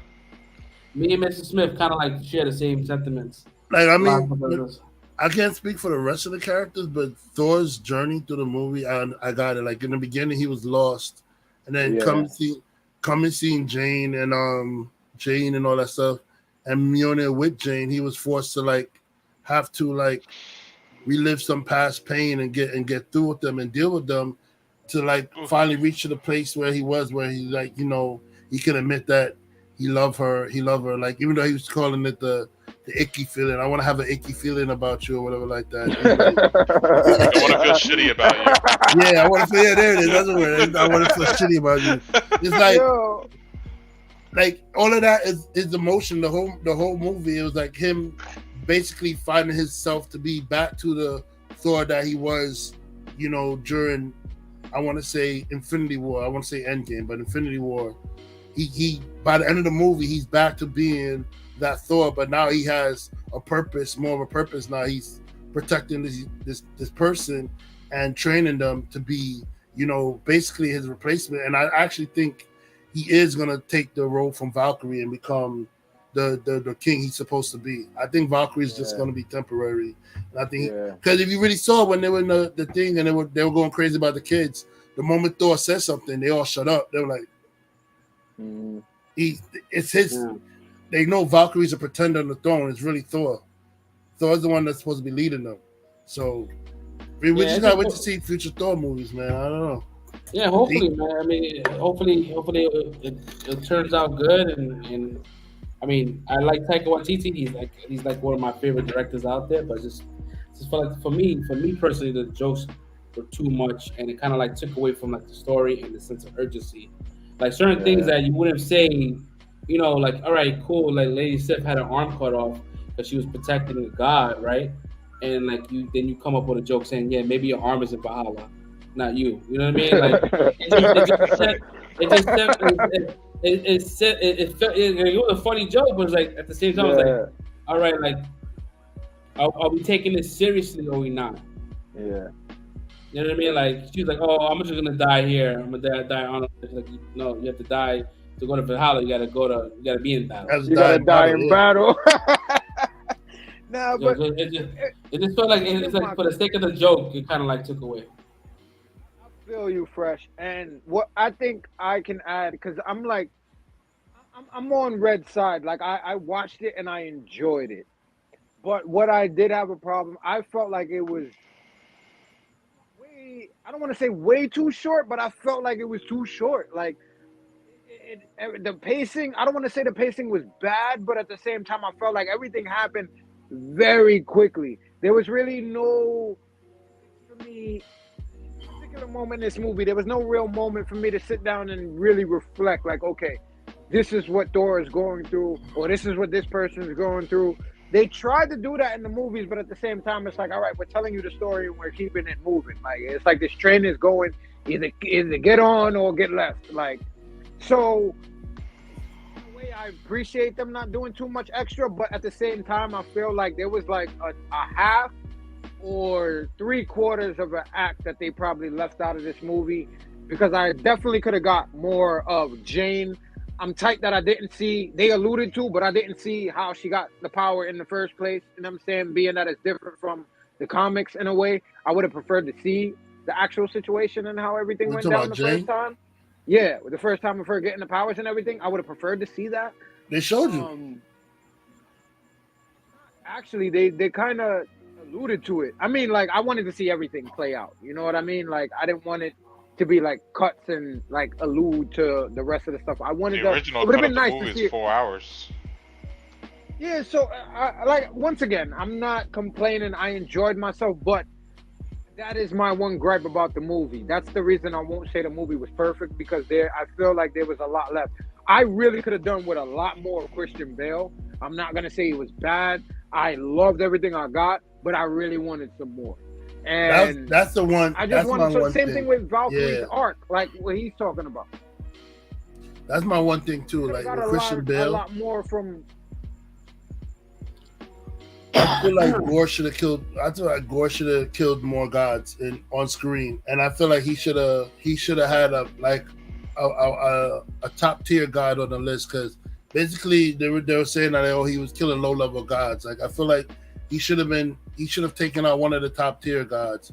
It didn't have to be a Sky Father, but you could have taken out maybe like an Apollo or like one of the Egyptian gods. You could take out like a Sobek, or like take out somebody that's a big name that's an Egyptian, so they can be like, yo, you know what, this God nigga is real because he killed some of our people. You know what I mean? It's like I feel like He's Gore the God Butcher. He's supposed to be killing mad motherfuckers. Exactly. You only see him kill one god. Or they show a couple of things real quick, like they just show it like, oh yeah, he tortured this dude, he hung this dude. It's like, bro, I want to see this go down. I want to see. Like I wanted to see him. Everything. I wanted to see him kill that big ass fucking beast with Lady Sif. Bro, like, that would have been crazy to see. I don't think they showed it in the comic book either. I think in the comics they just showed the body on the floor laying down. And he tortured a lot of people. He tortured a lot of people in the comics, though. Like they could have. That's what I'm saying. Yeah. I agree. Bro. They should have showed more. They should have showed more of that. Yeah, I agree with that. Yeah. Then they destroyed the fucking the sword, the necro sword. I'm like, damn, bro. Like, I was surprised they called it the Necro Sword. I thought they was gonna call it the All Black, but when they said Necro, I was like, oh, all right, cool. Then you got to see that the last being. It looked like no, the last person who had it. I couldn't tell because I wasn't in the theater. I couldn't really tell. No, it didn't look like Nolte. It looked like some random. Like the armor that he was wearing looked like Noel's armor. Yeah, it looked like some random dude. There was a bald-headed dude that was laying on the floor that he took the sword from. The armor looked like Noel. The armor looked like Noel's, but they did say that the sword's been passed down for since the beginning of time. So since Noel was the one that created it, obviously the last person that had it probably wasn't Noel. Right.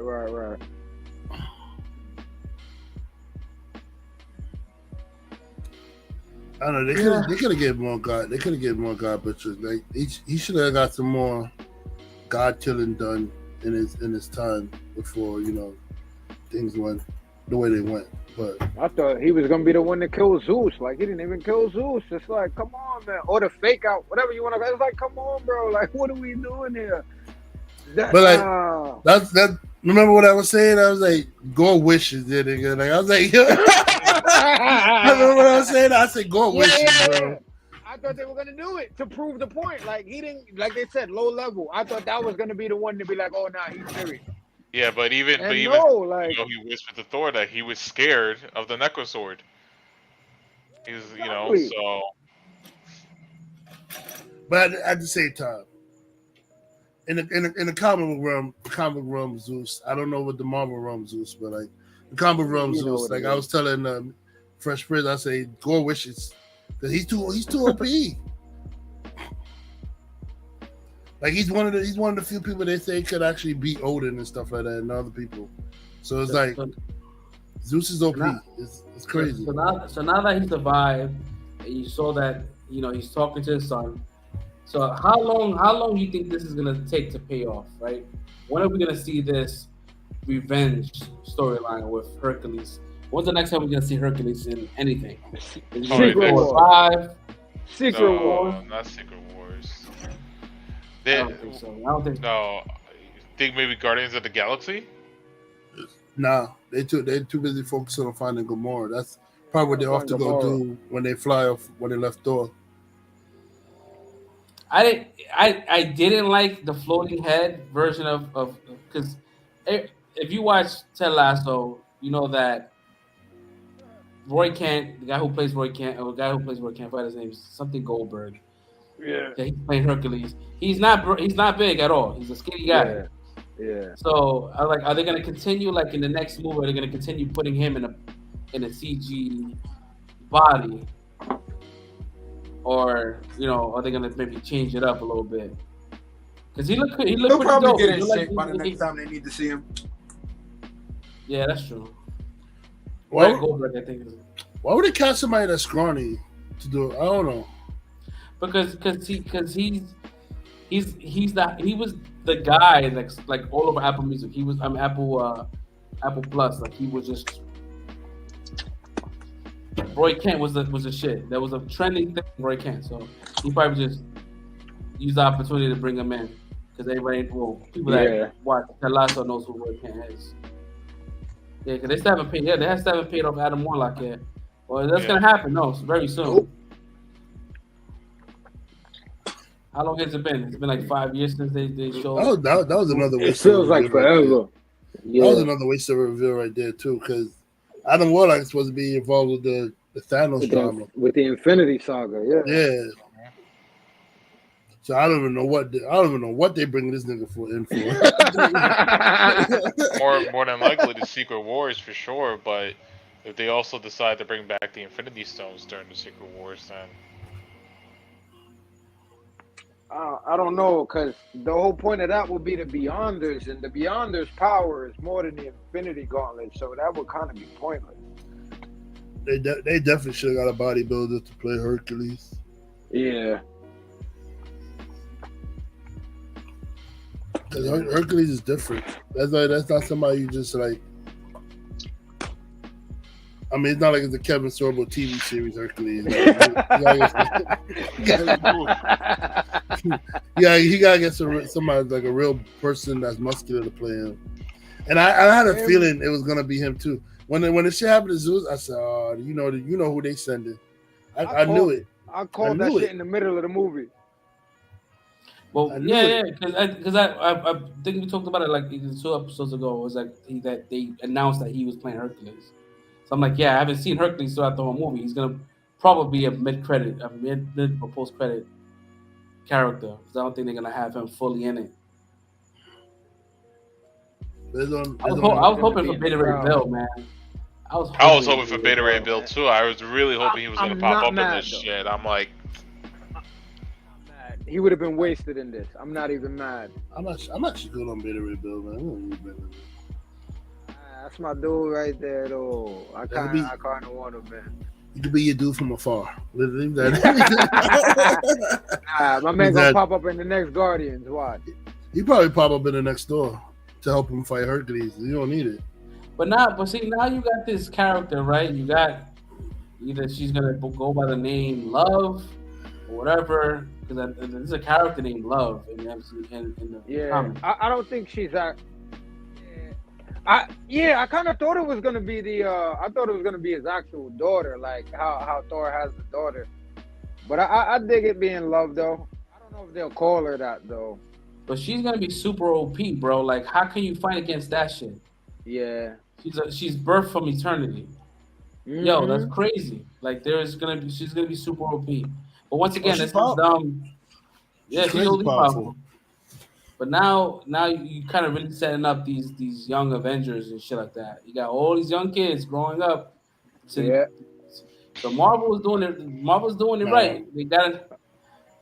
Marvel set up a lot more than Young Avengers. They set up the whole space run. When he brought Eternity in, bro. Yeah, we talking about like living tribunal, one above all levels talk right now, bro. Like this is they going all out right now. You know she's stronger than him, right, Red? Yeah, that's why he got stronger than the one above all, bro. That's crazy. Whoa, the celestial one above all. Yeah, I'm about to say the actual one above all. Not the one above all, but you know what I'm talking about. Yeah, you had the Watcher, you had a monument of the Watcher, you had a monument of Death, you had a monument of Infinity. Yeah. Yep. Not for nothing. If it was true Marvel with the story that was going on, and he was trying to reach eternity to do some craziness like what he was trying to do, Living Tribunal would have stepped in and ended that shit. Yeah, real quick. That's too universe damaging of a move for him to do something like that. But they haven't brought up Living Tribunal. They have a staff. They talk about him in Doctor Strange, so you know he's part of the universe. But he's in that universe. But I don't know. They haven't showed him yet. I can't wait till they do it though. That's just gonna be sick. It gotta be Secret Wars. Bringing people back from death and shit like that opens up the floodgates to a lot of different things, man. I hope Marvel's ready. Marvel do it all the time in the comics. They bring people back all the time. Yeah, cause bringing eternity. That's opening a can of worms. That's not something that's a character you just kind of like forget. Like, all right, cool, whatever. Nah. Yeah, but I don't think I don't think it's that damaging because at the end of the day, when you really think about it, who really knows about that right now? It's just Thor. Thor is the only one that really knows about how to get access to eternity. So it's not like we could pull that card all the time. But Thor knows, Korg knows. Korg was the one that told the story. And Korg told all the kids telling the story. So there's a whole bunch of people that knows about it. I mean, you can tell the story, but like you can't get the location from the story. Like exactly the details you need to unlock the. Yeah, I don't think it's that big. I don't think it's that universe damaging right now.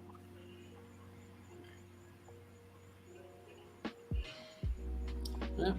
I think I'm loving it. Cool when they I'm loving the fact that when they show the reflection of her walking towards the father, and then like you see eternity in the water. Oh, that was so that's crazy. Was crazy. That shot was crazy.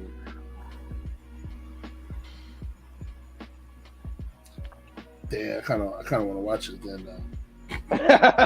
Talking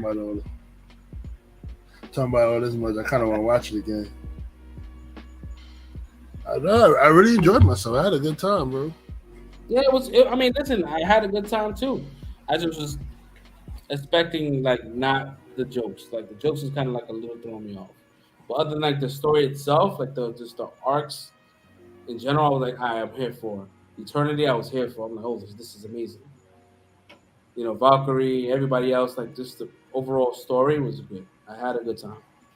But what is it the best Thor? I would say this is the best Thor movie, but that's not saying a lot because I didn't really like the first two.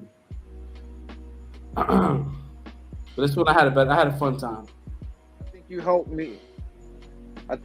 Curb my enthusiasm, Fresh.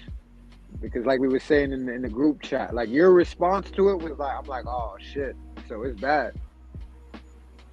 So I went into it like, oh man, I hope it's not that bad. And then I enjoyed the hell out of it. So I think you helped me out with that. I appreciate it, bro.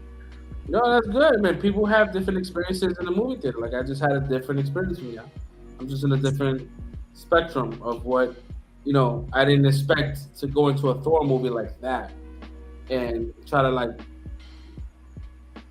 set aside the jokes. The jokes are funny, but some of them didn't land with me.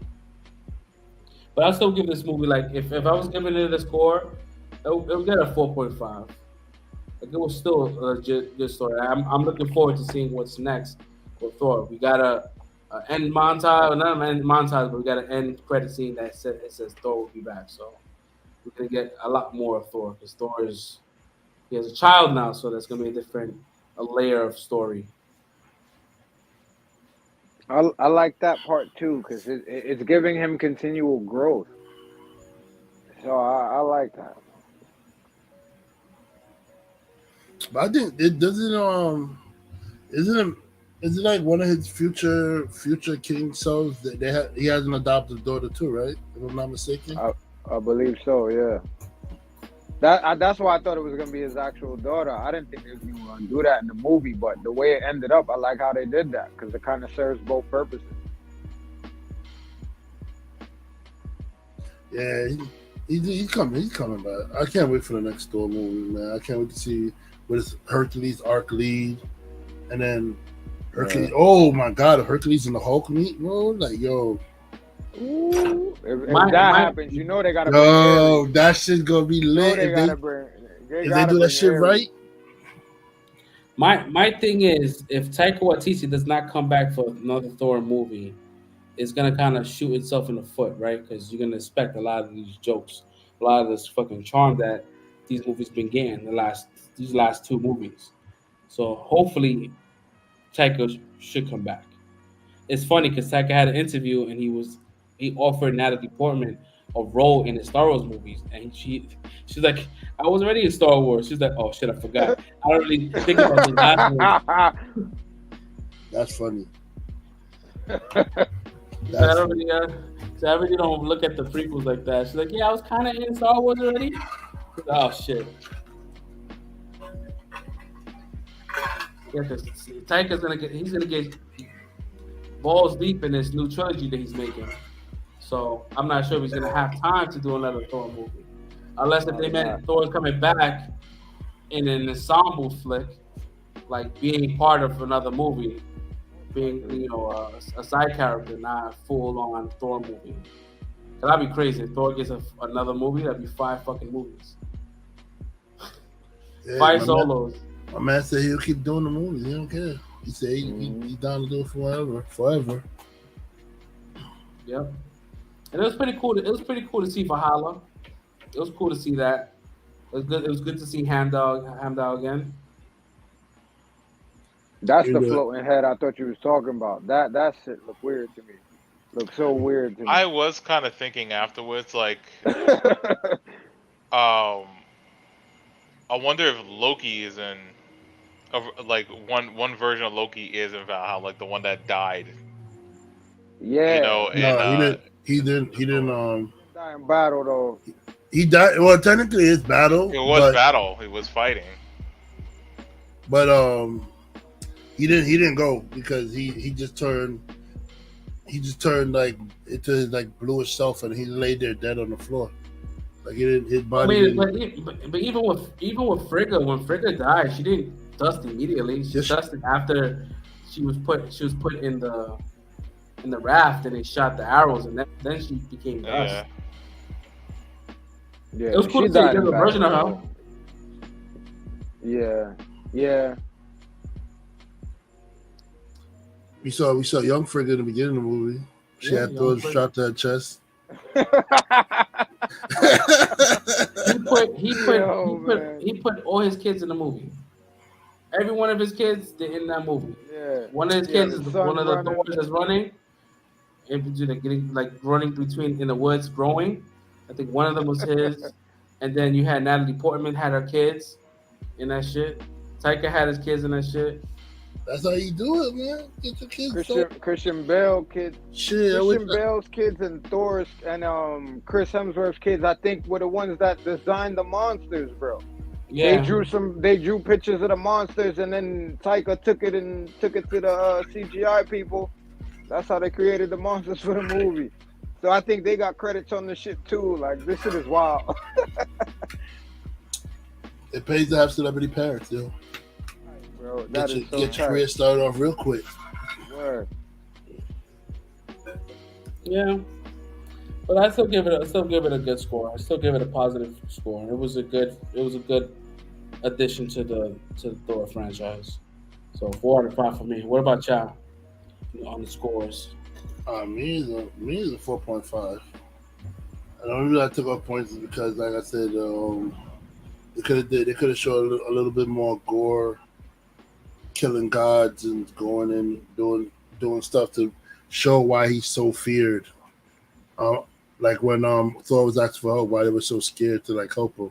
They could have did more to show that, rather than just having Russell Crowe tell us like, oh, he's scary because he has the knuckle sword and he's only been killing low-level gods. So just sit here and eat some grapes with us. He won't get to eternity, but you know what I'm saying? It's like. Because he didn't realize that Thor had the key. You would think like someone, a god that's, like Zeus's level, he would have knowledge that Thor has the key. Well, I mean, Zeus has never been a knowledgeable god. Zeus has always been just a fighter and a lover. Like he's never. I was not saying he'd be a knowledgeable god, but somebody would have came and told him like, "Hey, bro, like." Oh, here comes Hermes with some news. Yeah, Thor's got the key to eternity. You expected too much from the Greek gods, man. I mean, the only person that would have been done it is Athena, but I don't think they showed her because Athena definitely wouldn't have been one of those females that's like up there with Zeus fawning over Thor. Like she would have been somebody in battle armor because she always wears her armor and stuff like that. So they didn't have Athena there. She would have been the one to be knowledgeable enough to tell Zeus, if anybody else, if that he has the key. But the only one knowledge God that would know that shit would be Odin. Odin's the one that has the knowledge of like all the shit. That's why he gave up his eye. That's why his eye is missing. He gave his eye for knowledge, so he's the one that knows all that shit.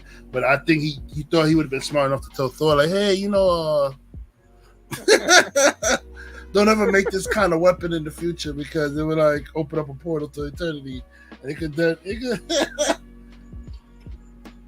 Which is another thing. Now that you brought that up, he didn't even make the weapon yet for that shit to be known to like that's the key to eternity because he only made it in Infinity War.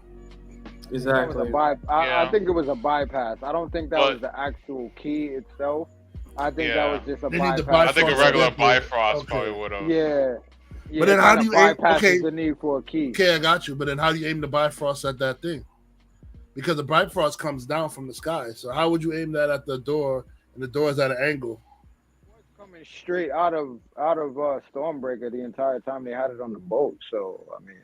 But that's because Stormbreaker has the ability to shoot the Bifrost out. But I'm saying, if it wasn't the Stormbreaker, how do you shoot that beam at the door? I don't think it turned. Yeah, I don't think it's the beam. Was really so much like the plane they were at. It kind of formed, and I think it was just a flat plane. So I think the Bifrost would be able to shoot straight to it. Nah, I think you pulling to I'm get, pulling. to get these dudes out. You giving these It's dudes out, relative, bro. man. There's no XY Nah, what- axis in space. The way I took it is that there's probably a key to unlock that door, but he never got the key. So I think once Gore noticed he had the axe, which can open the Bifrost, which is basically a portal to wherever you want to go. I think that was just like bypass. All right, I'm gonna use that to get through the door because that could take me to wherever I want to go instead of having to search and find whoever has the key. No, bro. Jane found the freaking thing that said the key to opening that door is the Bifrost. Key? She found the paper that said the key to open the door is the Bifrost. That's why she when she ran back, she took Stormbreaker and threw him out the house. Because he said he needs Stormbreaker to get into the Bifrost. So it's like, how do you aim that? Like, but if Stormbreaker was never around, how do you aim the Bifrost? Because it only comes straight down. Every time we watch every Thor movie, it comes straight down from the sky. The door is at an angle. Unless there's a weapon that we don't know about, that we haven't that hasn't been unlocked. That was the original key. That's what I was thinking. I thought this was just a bypass. I didn't think that was the original way for them to get in. I gotta watch the movie again, but I could have sworn I saw that axe, that freaking axe Stormbreaker drawn. No, but I feel you. Because I missed that whole part. Like I saw that, but I didn't. Yeah, it was there. It was drawn in and everything. I'm like, yo, but the Stormbreaker's only been around for like 10 years. Yeah, that was like those papers didn't look like they were ancient papers. It looked like something Gore drew up. So he probably realized that like when you saw Thor, he probably saw like, oh, that thing looks like it has the power to create the Bifrost, or he saw it create the Bifrost. And he was just like, yeah, I gotta get me that. But okay, you see the Bifrost, right? How do you automatically know what the Bifrost does and the Bifrost be able to open the door for you? If I just walked in and I happen to see, okay, it teleports you from A to B, how would I know that opens the door to eternity? Maybe he was getting this If it can teleport me from one place to another, then obviously it can teleport. I mean, he's a god butcher. If he's butchering all these gods, he probably got information about the Bifrost from other gods.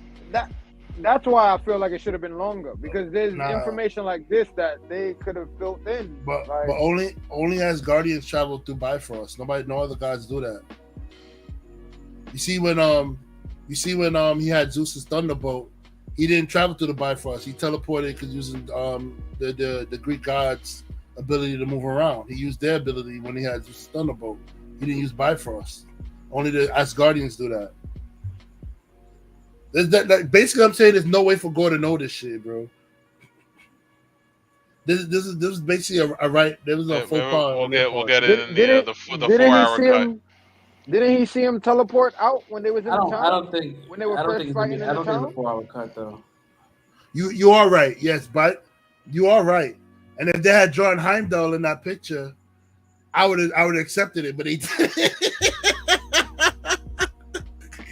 Heimdall can control the Bifrost by aiming his hand at it. That's how he got the Hulk to Earth. Yeah, you're right. But they didn't show Heimdall in the picture. They showed Thor's axe. Fight town before. So didn't Gore see them use the Bifrost to get out of there? Fighting in the town originally? No, he left. He left before they did. Got the idea from. I thought he seen them teleport, and that's where he got the idea to get the axe. No, he left. He left originally before they before he just came and kidnapped the kids. So he already had a plan to get an axe, because that's what he kidnapped the kids for, to get Thor to show up there with the axe. So that means he already knew beforehand, going to New Asgard, that he needed that axe to get to eternity.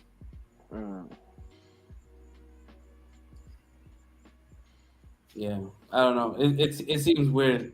It was a writing loophole. They didn't think it all the way through when they did it. Yeah, I know. Taika said that he had the original cut, not the original cut, but his principal photography was 4 hours. But I can't fathom 2 hours more of dialogue. I'll watch that 4 hours. Give me the director's cut. Yeah, what? I'll watch that. I want more gore, bro. His character could have been so much better if you actually delved into, like, just give him like 2 more monologues, killing like 2 other gods. I mean, don't get me wrong, he was still good. He was though. I just wanted more. Maybe I'm being greedy. I don't know, man. I just wanted more. No, I thought Green's realistic. He didn't get enough screen time, but he was still a great villain. Yeah. Yeah, I don't know what's up with this runtime. The last 2 movies that dropped has been 2 hours. I'm like, what's going on, man?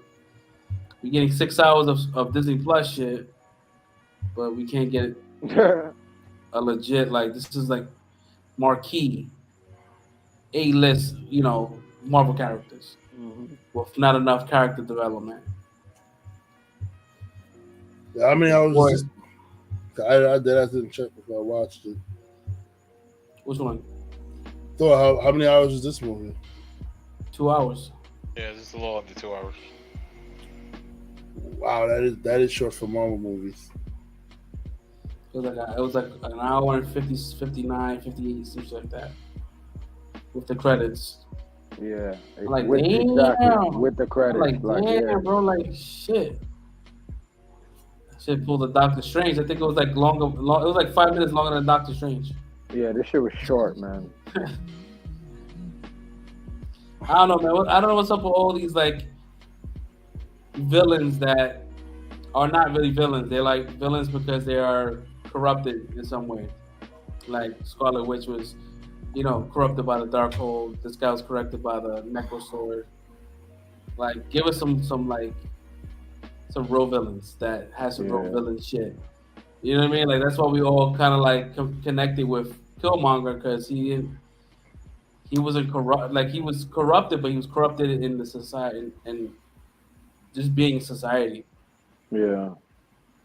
So I like to get some real villains, even though Gore was pretty awesome. It just felt like he was kind of short-handed. Yeah, he was, and his whole storyline was validation enough. You didn't need him to be corrupted. Like, from the beginning, as soon as we seen him, I understand why you mad, bro. Go ahead and kill him. I don't need you to be corrupted, bro. Go ahead and kill him. They wilding out here, partying. They don't give a shit about y'all. Like, bro, my man just said he don't give a shit about his daughter.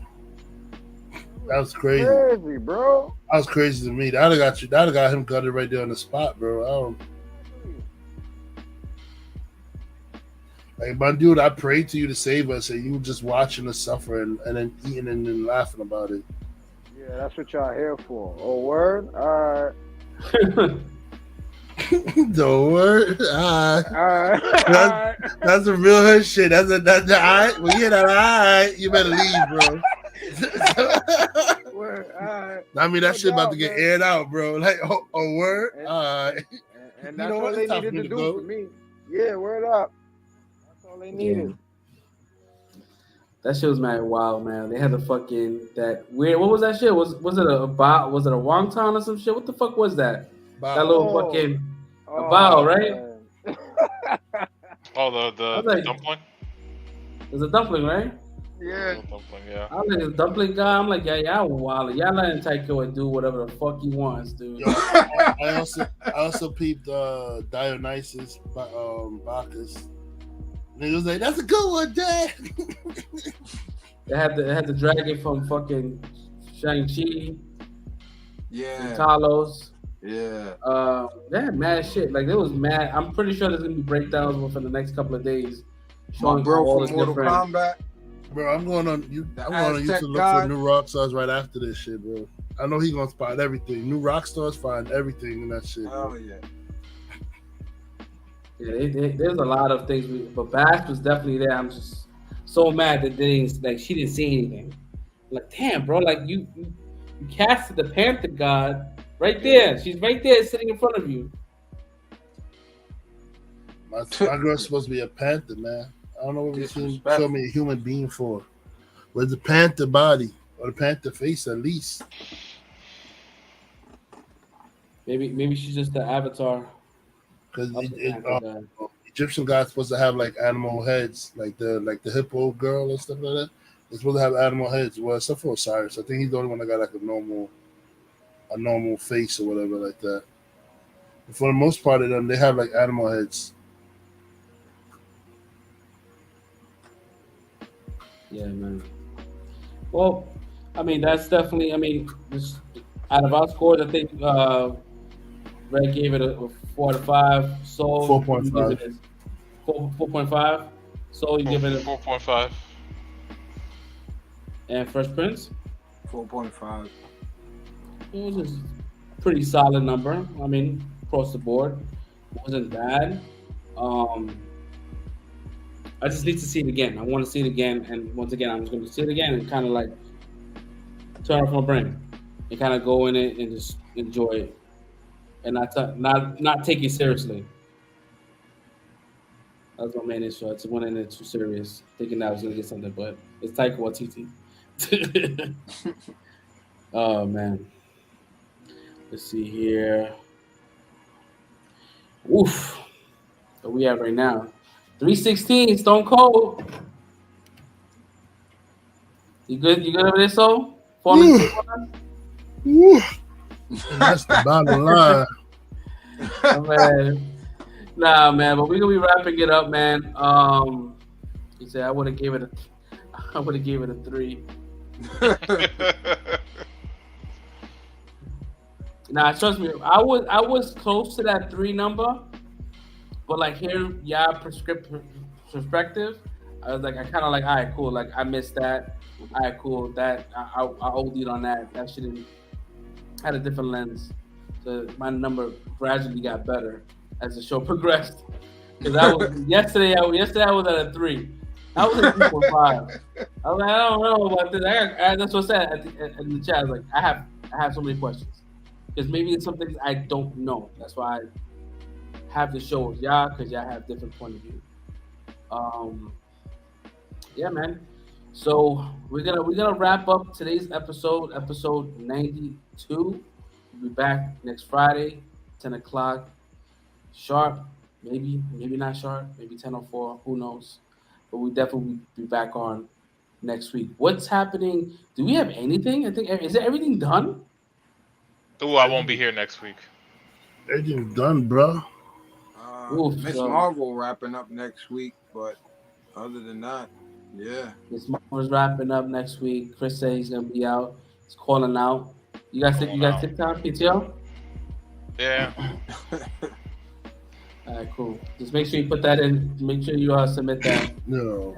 So we can approve it. I got you right now.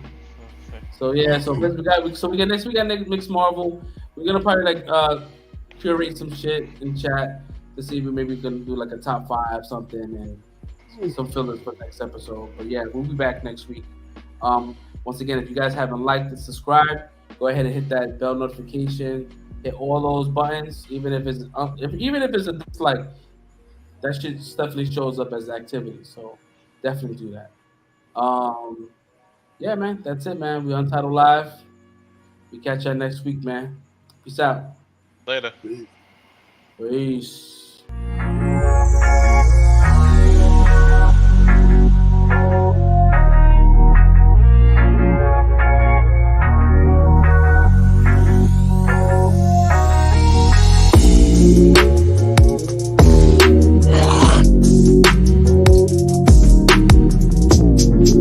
God damn, what the fuck was that?